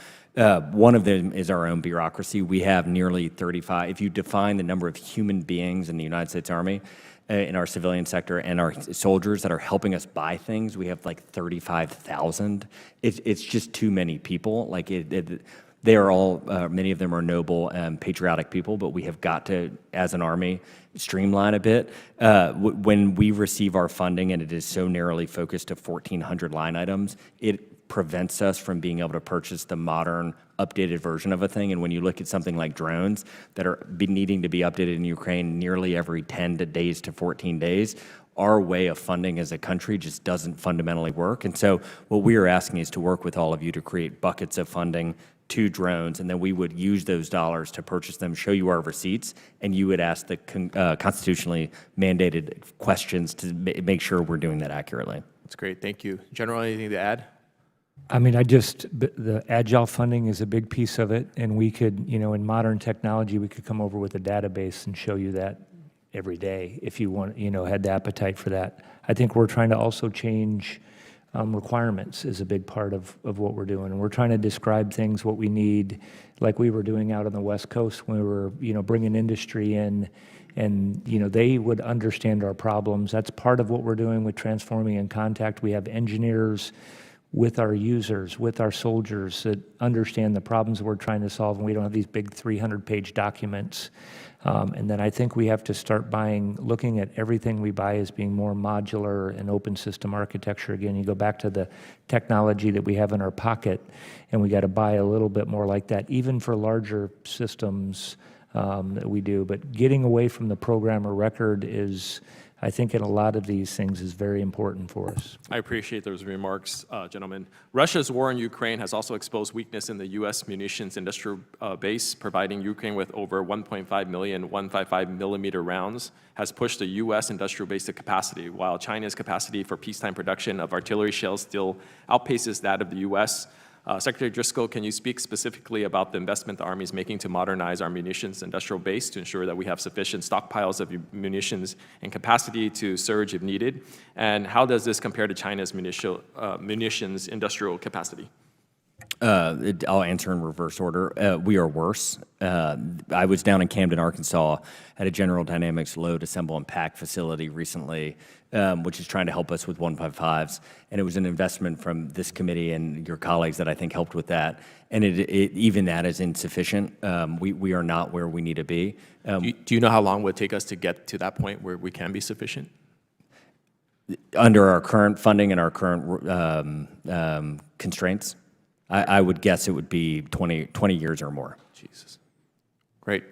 With all that talk of barbecue, I'm hungry. I yield back, Mr. Chairman. Well, thank you, Mr. Tran. But you raise an issue that is very important, and your answer is dead on the money, right, and unacceptable. We have got to get after this munitions production capability issue, and we've got to do it in World War II fashion of speed. So I want ideas, thinking out of the box about solutions, and you will find this committee very receptive to being helpful. But thank you for raising that, Mr. Tran. Chair now recognizes the gentleman from Guam, Mr. Moylan. Thank you, Mr. Chairman, Secretary Driscoll, and General George. Thank you for your service in presenting the Army's FY26 priorities before this committee. Secretary, in FY25 cycle, I worked to increase the National Guard's minor military construction budget so that sufficient funds will be available to the Guam National Guard unfunded priorities, including a new hardened operations center. As we move into the FY26 cycle, will your budget prioritize facilities used by the Guam Army National Guard, and how can I work with your department to advance the needs of the Guam Guard in the Indo-Pacific? We would love to work with you and hear more about that, and I can follow up with specifics to your office. I appreciate that. General George, talk to me about the steps the Army is taking to address critical gaps identified in the May 22nd GAO report on the Guam Missile Defense System, particularly the lack of long-term installation support strategy, personnel requirements, and basic readiness infrastructure for soldiers and families supporting Guam Missile Defense mission. How are you ensuring the Army does not repeat the same logistical missteps with the deployment of GDS elements that GAO highlighted? First, I want to just tell you, Congressman, we're very proud of the Guam Guard. You know that from being out there, and I think they're part, as you know, part of that unit that we have out there, and we're trying to actually make that a better mix. You know, the people that actually live there and defending their, Guam right there from the Guam Guard. We're working with the Navy. As you know, the Navy is in charge of all the installations. It's there. When I came out to visit, one of our big things was making sure that, we understood what our soldiers were, how they were living, what they were doing.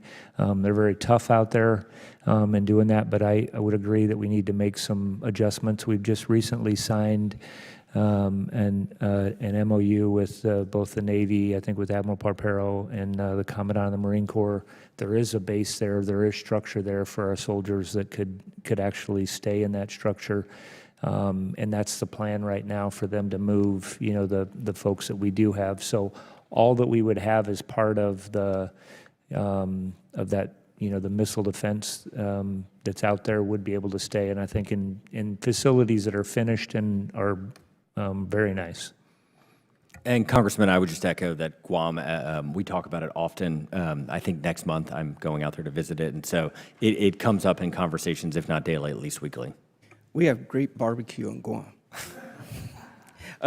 General, what steps are being taken to ensure that the Guam Army National Guard has access to modernized equipment, consistent training resources, and integration of regional exercises under the FY26 budget? I think you'll see Congressman, this comes out. We talk about the Army. Part of what we were just talking about with aviation, what we're doing to change our mobile brigade combat teams, this applies across every component, and we need to update it. Every component is going to have to fix their network. Every component is going to have to become more mobile and lower signature. Every component is going to have to use drones. So it's going to be all a part of that. And obviously what that unit is doing out there, it's part of that integrated air and missile defense system. They will be a priority for making sure that they can do those things. Thank you. Let's see. Mr. Secretary, can you also clarify whether the Army is actively planning to any movements of personnel or units from South Korea to Guam? We can't, I can't provide any sort of confirmation on those specific movements, but I think the Secretary of Defense and President are very actively engaged in the posturing of our troops around the world, and we support them. Okay, finally, just a few more seconds. Our THAAD system general. There was an incident raised with serious concern about the infrastructure and surveillance with drones. We did have an incident out there, and can you speak of the Army's assessment of the incident and what steps are being taken to strengthen against drones? We've been talking a lot about drones. I think we need to do a lot. I'm not familiar with your specific incident that happened out there, but I'll call the tag out there and find out what he did. So, thank you. Thank you, gentlemen. Mr. Chair, I yield back. Chair recognizes the gentlelady from New Hampshire, Ms. Goodlander. Thank you, Mr. Chairman. Secretary Driscoll, General George, thank you so much for being here today. I wanted to be on this committee because it has a long bipartisan tradition, and I'm really grateful to you, Mr. Chairman, for your leadership on acquisition reform. I kind of talk about this line of effort, which has strong bipartisan support in a slightly different way. To me, monopolies and corporate abuses of power in our defense sector have undermined our military readiness. They have been a prolific driver of waste, fraud, and abuse for the American taxpayer, and they've really hurt American small businesses, which are the beating heart of our economy. I'm very encouraged that you, Secretary Driscoll, have prioritized one of the most pernicious corporate practices, the monopolization of repair in the Army Transformation Initiative. I'm encouraged about your commitment to, as I understand it, and I want to be sure I understand it, that you have committed to ensuring that any existing or future contract is going to include a right to repair for our military and our service members. Is that right? Very explicitly, Congresswoman, on a go-forward basis, we have been directed to not sign any contracts that don't give us a right to repair. On a go-back basis, we have been directed to go and do what we can to go get that right to repair.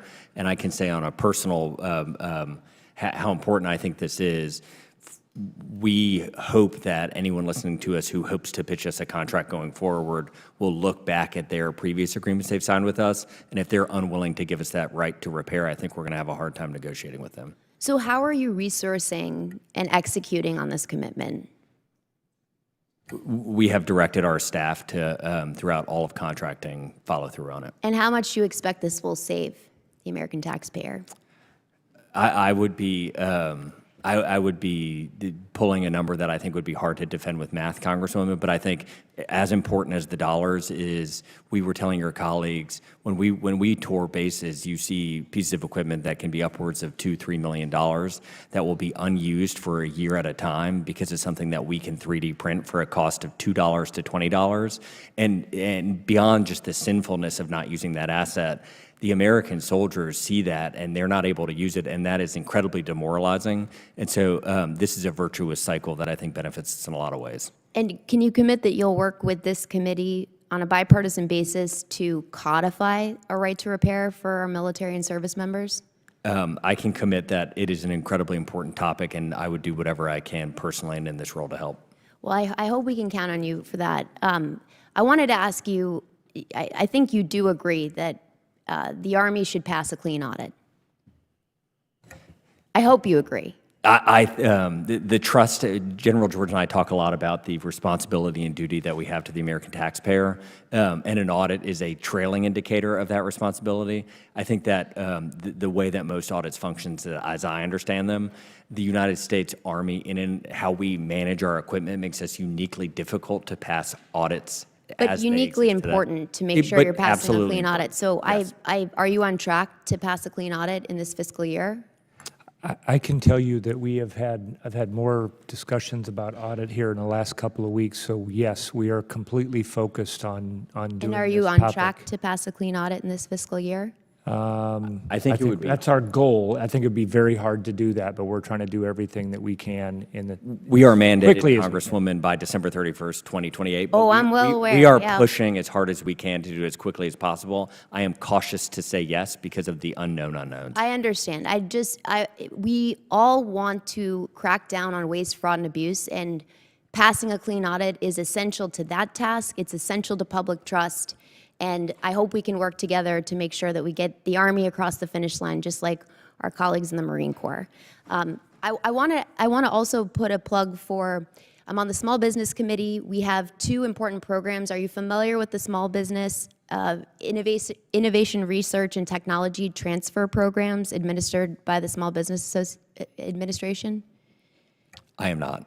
Well, I would love to educate you on these programs. They will be expiring on September 30th, and they've done a lot for tens of thousands of small businesses that want to be a part of our defense industrial base and that could do a lot of good for this country. So I hope that we can work together to extend those programs, which have been so important to competition in the defense industrial base. With that, I yield back. Thank you. Gentleman yields back. Chair now recognizes the gentleman from Texas, Mr. Fallon. Mr. Chairman, thank you. And thank you, Mr. Secretary, and thank you, General, for being here. Okay, on the recruiting. So, Secretary, you were talking about hitting the recruiting goals, and I was the first one to cheer. And that is a huge, because we really, for the last, 3, 4, or 5 years, we weren't hitting those goals, and we were in a crisis. So, praise the Lord. One thing I would really like to hear your thoughts on, and General, if you wanted to pipe in as well, is we hit our goals, but I want to know why. Why? What happened? We were unsuccessful for 2, 3, 4 years. I mean, I have my own suspicions, but I want to begin with doubts and end in certainties. So I'd really encourage you both to look into what happened. Why are we succeeding? Because obviously we want to replicate that. So I just wanted to hear your thoughts on that, Mr. Secretary. Yeah, I'll speak in time and work backwards. So most recently, the focus on a return to warfighting and lethality, I think so, as too. far as we can tell qualitatively on these tours, like it seems to be resonating with soldiers. It seems when I was at the Future Soldier Prep course that the ones who wanted to join and were at like the very front edge of their careers were excited to join in a time where they thought they could contribute to the safety of their community by being on the front line of keeping Americans safe. I think there are some structural changes that this committee worked hard on over the years before to help with things like the Future Soldier Prep course. Some of these soldiers who were right on the edge of the fitness standards or right on the edge of the testing to get in and just needed a little bit of academic tutoring to get over. I think that helped a lot. It seems to be a very virtuous cycle where as the momentum has picked up, we've been able to fill all of the gaps that we had in individual specialties. We think we're going to go into next year with 25,000 soldiers in the delayed entry program. And so what is nice about the momentum that has been built by this committee and the Army in the last 6 months since President Trump came into office, we hope that will carry forward into next year as well, and we expect it to. You know, in general, I would just like an honest brokering of why we succeeded, what has changed, and whatever that is. And I'm not looking to score political points. I just want to know the truth of what that is and replicate it moving I will forward. add on to what the Secretary was talking about. It's leadership, obviously. It's for us, it's been picking the right recruiters. And one of the things, I mean, what we don't want to do is say, hey, we're all good to go, that we're continuing to look at this. One of the things that we're looking at is the tech that we need to update to make it easier for recruiters. We've tried to reduce the forms that when you come in, it was something like 670 forms that had to be filled out, and we've reduced that to below 10, and it's now going to be, in a database. So I think this is something that we need to continue. I mean, it's a big portion of what we do. That is the one thing that we, I think, have consistently are taking a brief on that together, each and every month, and that's going to continue. This isn't a, hey, we're good to go now. Sure, and I wanted to also thank Chairman Rogers for his leadership on the quality of life. I think that will probably, when we ask why they came in, be one of the reasons why we've succeeded. We also, as our job, and certainly as the subcommittee chair of military personnel, making sure that your recruiters have the access that they need in those high schools, particularly if they're getting federal grant money. I think that's very important. I want to, in my limited time, skip to, when I took this job, I promised to do what's in the best interest of the United States and what's in the best interest of the U.S. military on this committee. And I'm fully committed to that, because we have people that say that, and they say, well, not in my district. And I'm not going to be one that says, I want to protect my district at the expense of the United States or at the expense of the military and readiness and taxpayer dollars. But I think from a policy perspective, when you talk about Red River Army Depot, there is a currency and redundancy to some degree. I remember when we asked the Germans after World War II in the post-action report, and they said, one of the things they said was, if you just kept bombing the ball bearings plants, we would have been belly up. But you didn't. You kept moving, and we were like, thank the Lord. But that specificity, now, if we learn those lessons, I'm sure the Chinese did too, and if they take out certain things that don't have any redundancy, then what are we going to do? How are we going to man things? And what I'd love to visit with you about very quickly is we have a skilled workforce that can help us with drones. And I know that drones, unmanned, you're talking UAVs, UUVs, the unmanned surface, are the future, whereas we're moving away from Humvees and JLTVs as well. But I just really wanted to make sure that we look at that when we're talking about Red River moving forward from a policy perspective, not from a district perspective. I just wanted to quickly praise you for making that comment about not from a district perspective. My commitment to you is, and the healthy tension of this is, we should be able to debate the merits of our argument. We have not taken one single parochial interest into account in this, and so we'd be happy to dive deep with you on that. Thank you. Thank you, Mr. Chairman. I yield back. Chair now recognizes the gentleman from Virginia, Mr. Vindeman. Thank you, Mr. Chair. Secretary Driscoll, General George, it's great to see you again, and thank you for your testimony. I appreciate the testimony you provided that emphasized transformation in contact and a commitment to continuous adaptation, and I couldn't agree more. But when it comes to FPV drones, we're still behind. As this past weekend demonstrated, Ukraine has really redefined drone warfare using 3D printing, commercial parts, and on-the-fly adaptation.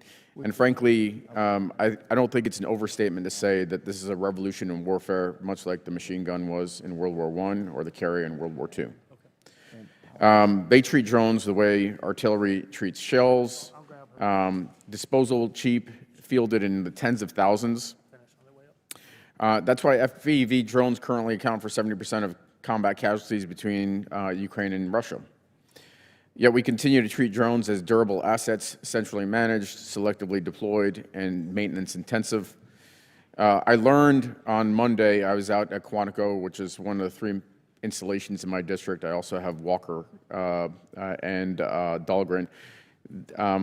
And this is a rare thing, given Marines credit.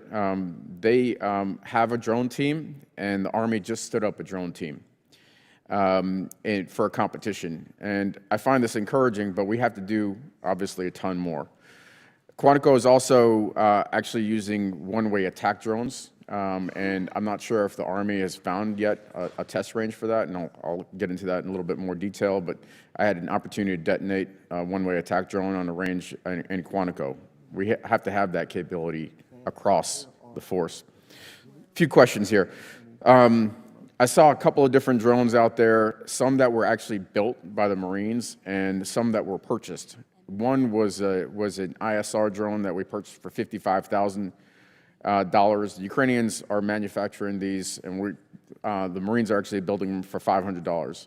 Shouldn't we be treating these drones more like artillery and ammunition, more disposable, and building them rather than spending tons of money on them? You couldn't, Congressman, have any two bigger supporters of that argument. I think drones is highlighting very specifically at a very important moment in human history and warfare, the system that we have that has built up over the last 30 and 40 years of defense spending is not sufficient for this moment. And we as a country have got to get to a place where we can create attritable drones that are at least directionally in the same price point as our enemies, because otherwise, even as wealthy as we are, a $4 million shot against an $800 drone, we can only do that so many times. And kind of more importantly, even if we could afford it, creating something so exquisite to take down such a cheap piece of equipment, the time costs are important too. Yeah, I was just going to say we need to get you back out into an Army unit, Congressman. I mean, we I'm just ready had, to we were just down at JRTC. I mean, that unit, the 1st Brigade 101st, had actually built more than 100 of their own drones. I mean, we're doing that really throughout the Army at Innovation Labs.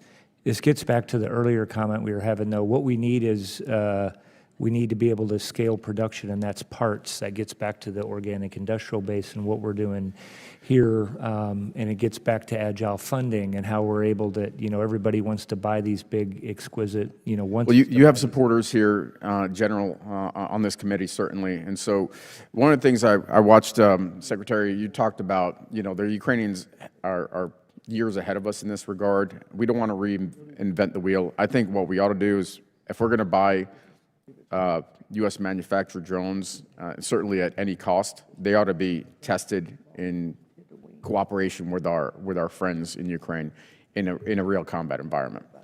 The other thing is, and I don't have a great deal of time, so I'm going to try to move through this pretty quickly, is we actually need to develop the whole .mil-PF around drone warfare: doctrine, organization, training, material, leadership, education, personnel, facilities, the whole kit and caboodle. And we have to do this fast. I mean, if we, I've just got skin in the game, not just because I'm a retired soldier or a soldier in retired status, but I've got a nephew in the 82nd on the tip of the spear. And we have a number of folks in that position.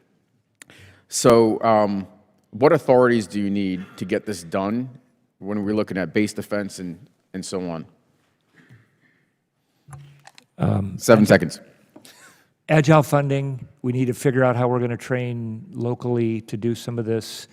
And then this gets back to the organic industrial base. I think we need to start making some of these things and inviting industry in to do this so that we're not buying, Gentleman's time Chinese expired. Chair, and I recognize the gentleman from Wisconsin, Mr. Van Orden.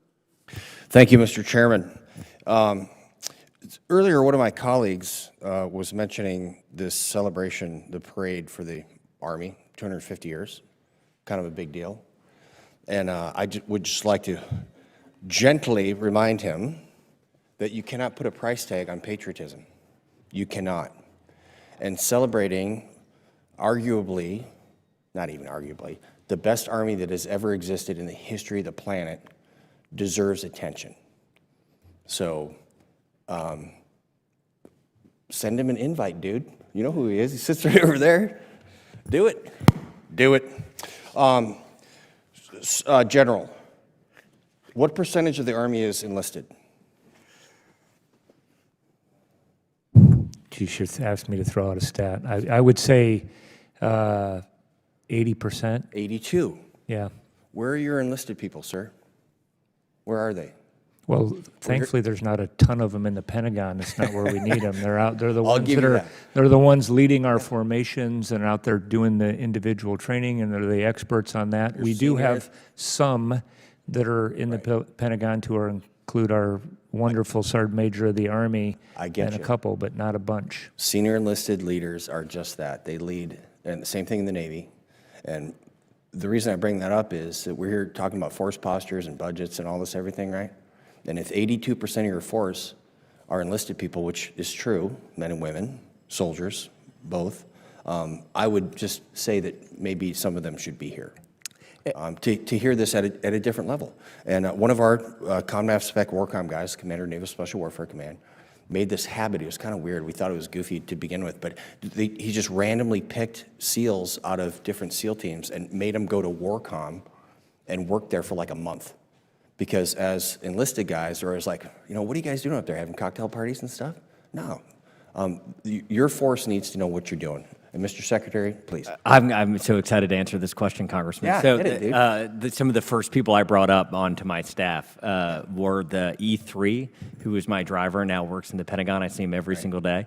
And then the then E5, who's now our sergeant major, who my daughter's named after his daughter, is on staff too, and I talk to them every single day. It's great. And I got to tell you, General George, I am so impressed with you. I was there in Austin, and the way that you are looking at these, a different way to do things better is it's just admirable. And we're here, and I know Chairman Rogers, we got your back 100%. So whatever we can do to, I don't want to say break the primes, but make the primes be more responsive to the American public is something that we will be doing. And honest to goodness, if you can give me a list, like, please give me a list of the top 5 dumbest programs that the Army is currently involved with so that we can make sure that when we do these rescission packages that they're included. Every single dollar that is spent in a manner that does not focus on killing the enemy is a dollar wasted for the Department of Defense. General? I think the top 5 are on our Army Transformation Initiative, but we'll give you the next 5 if you want, because I think that's what we're talking about. I mean, this is something that we need to constantly look at, and that's part of our everyday discussion, Congressman. Yes, sir. And that support, Congressman and Congresswoman, is incredibly helpful. I mean, I think different people look at their jobs very differently, and so there's nothing wrong with advocating for your constituents. But you could imagine that over the last 3 or 4 weeks, I think we've probably fielded 40 to 60 calls on anywhere we're pulling a dollar. We have rightfully been responsible for explaining our logic for pulling that dollar, and so having the silent majority also say, hey, this is important, is valuable.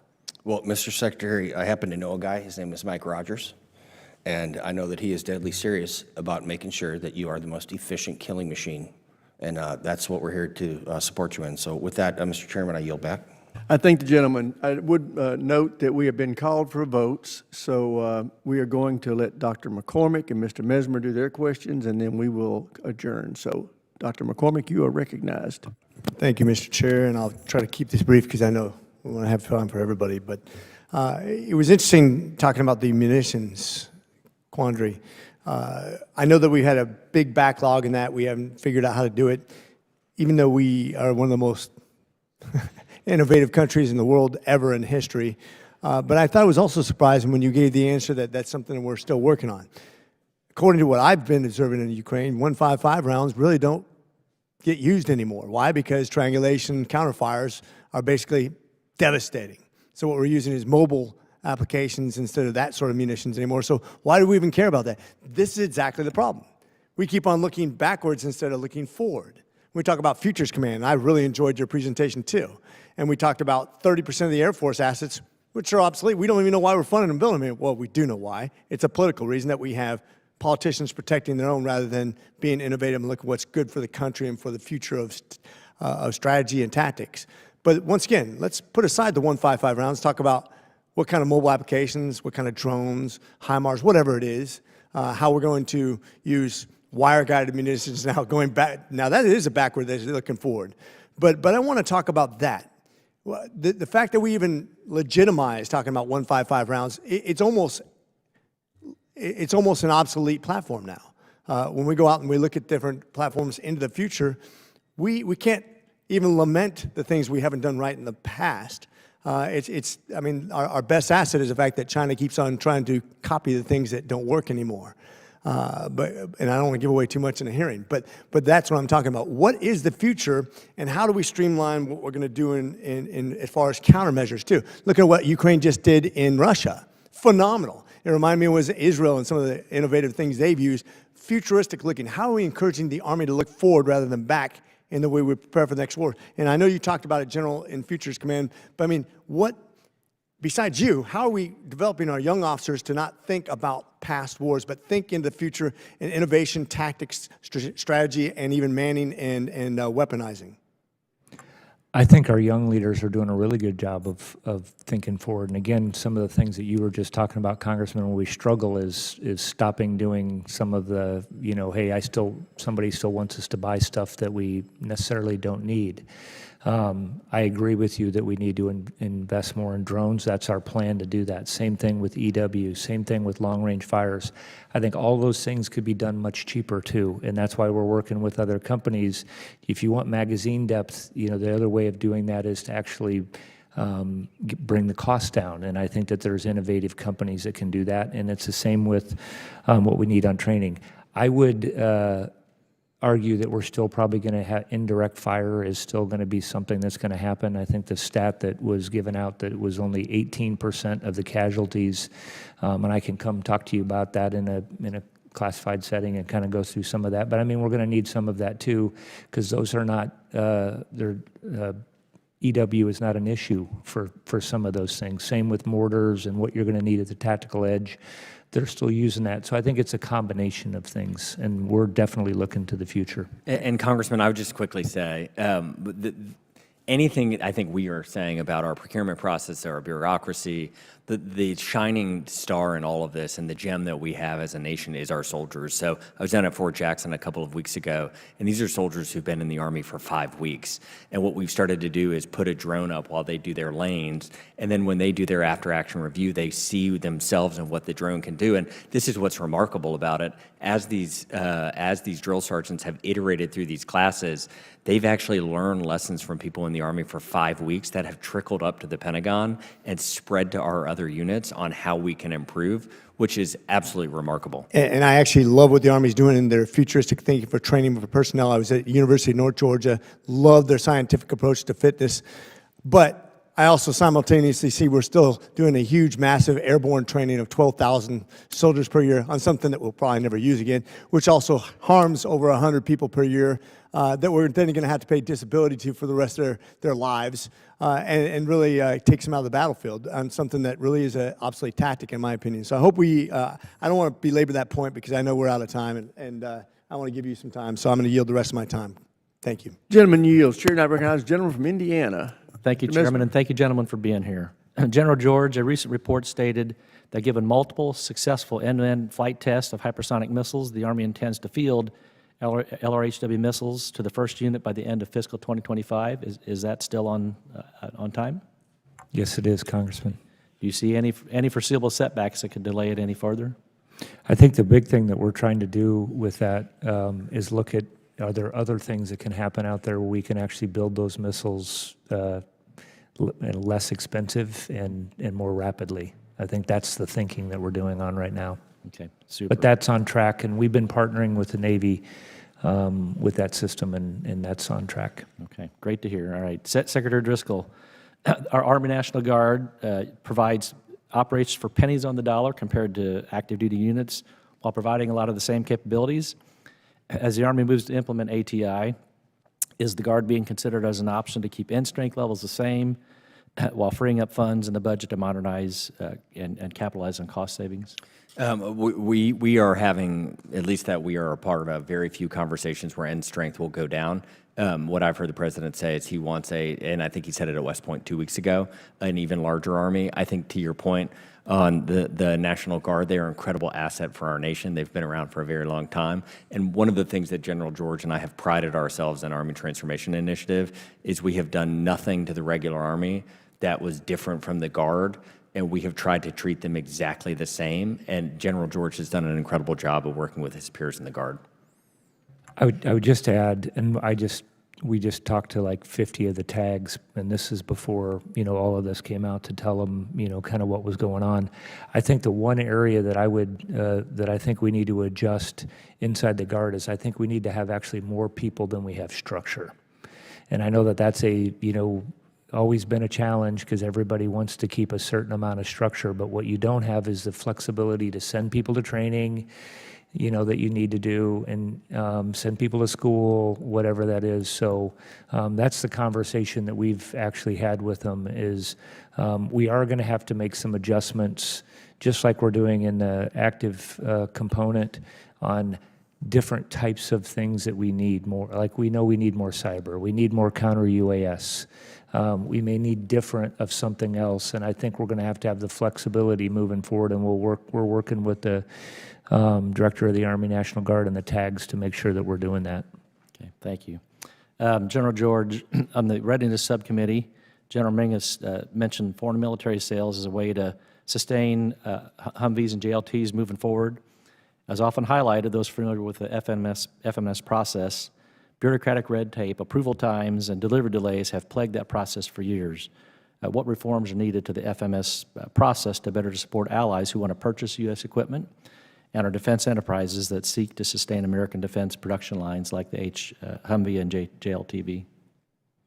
Yeah, as you know, Congressman, the Army doesn't own that, that process. I agree that there's a lot we need to do to make sure that we're moving that much more quickly. I got a call yesterday, actually, from an Army chief.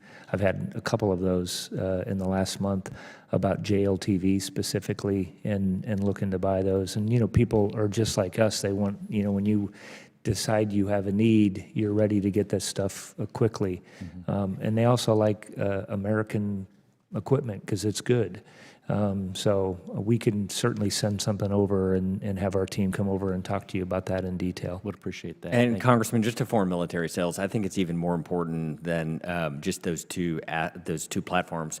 The more we can smooth our demand signal across us and our allies for things like PAC-3s that we need, the more joint ventures could be stood up in places around the world. And so when you start to think of things like pre-positioned stock, the best outcome is that people we trust are building the same things we're using. So if we go into conflict, they can either send their people or their things.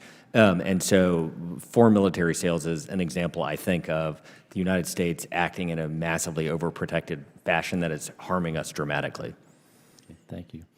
My last one, well, I'll yield back the rest of my time so we can all get moving. Thank you. Gentleman yields back.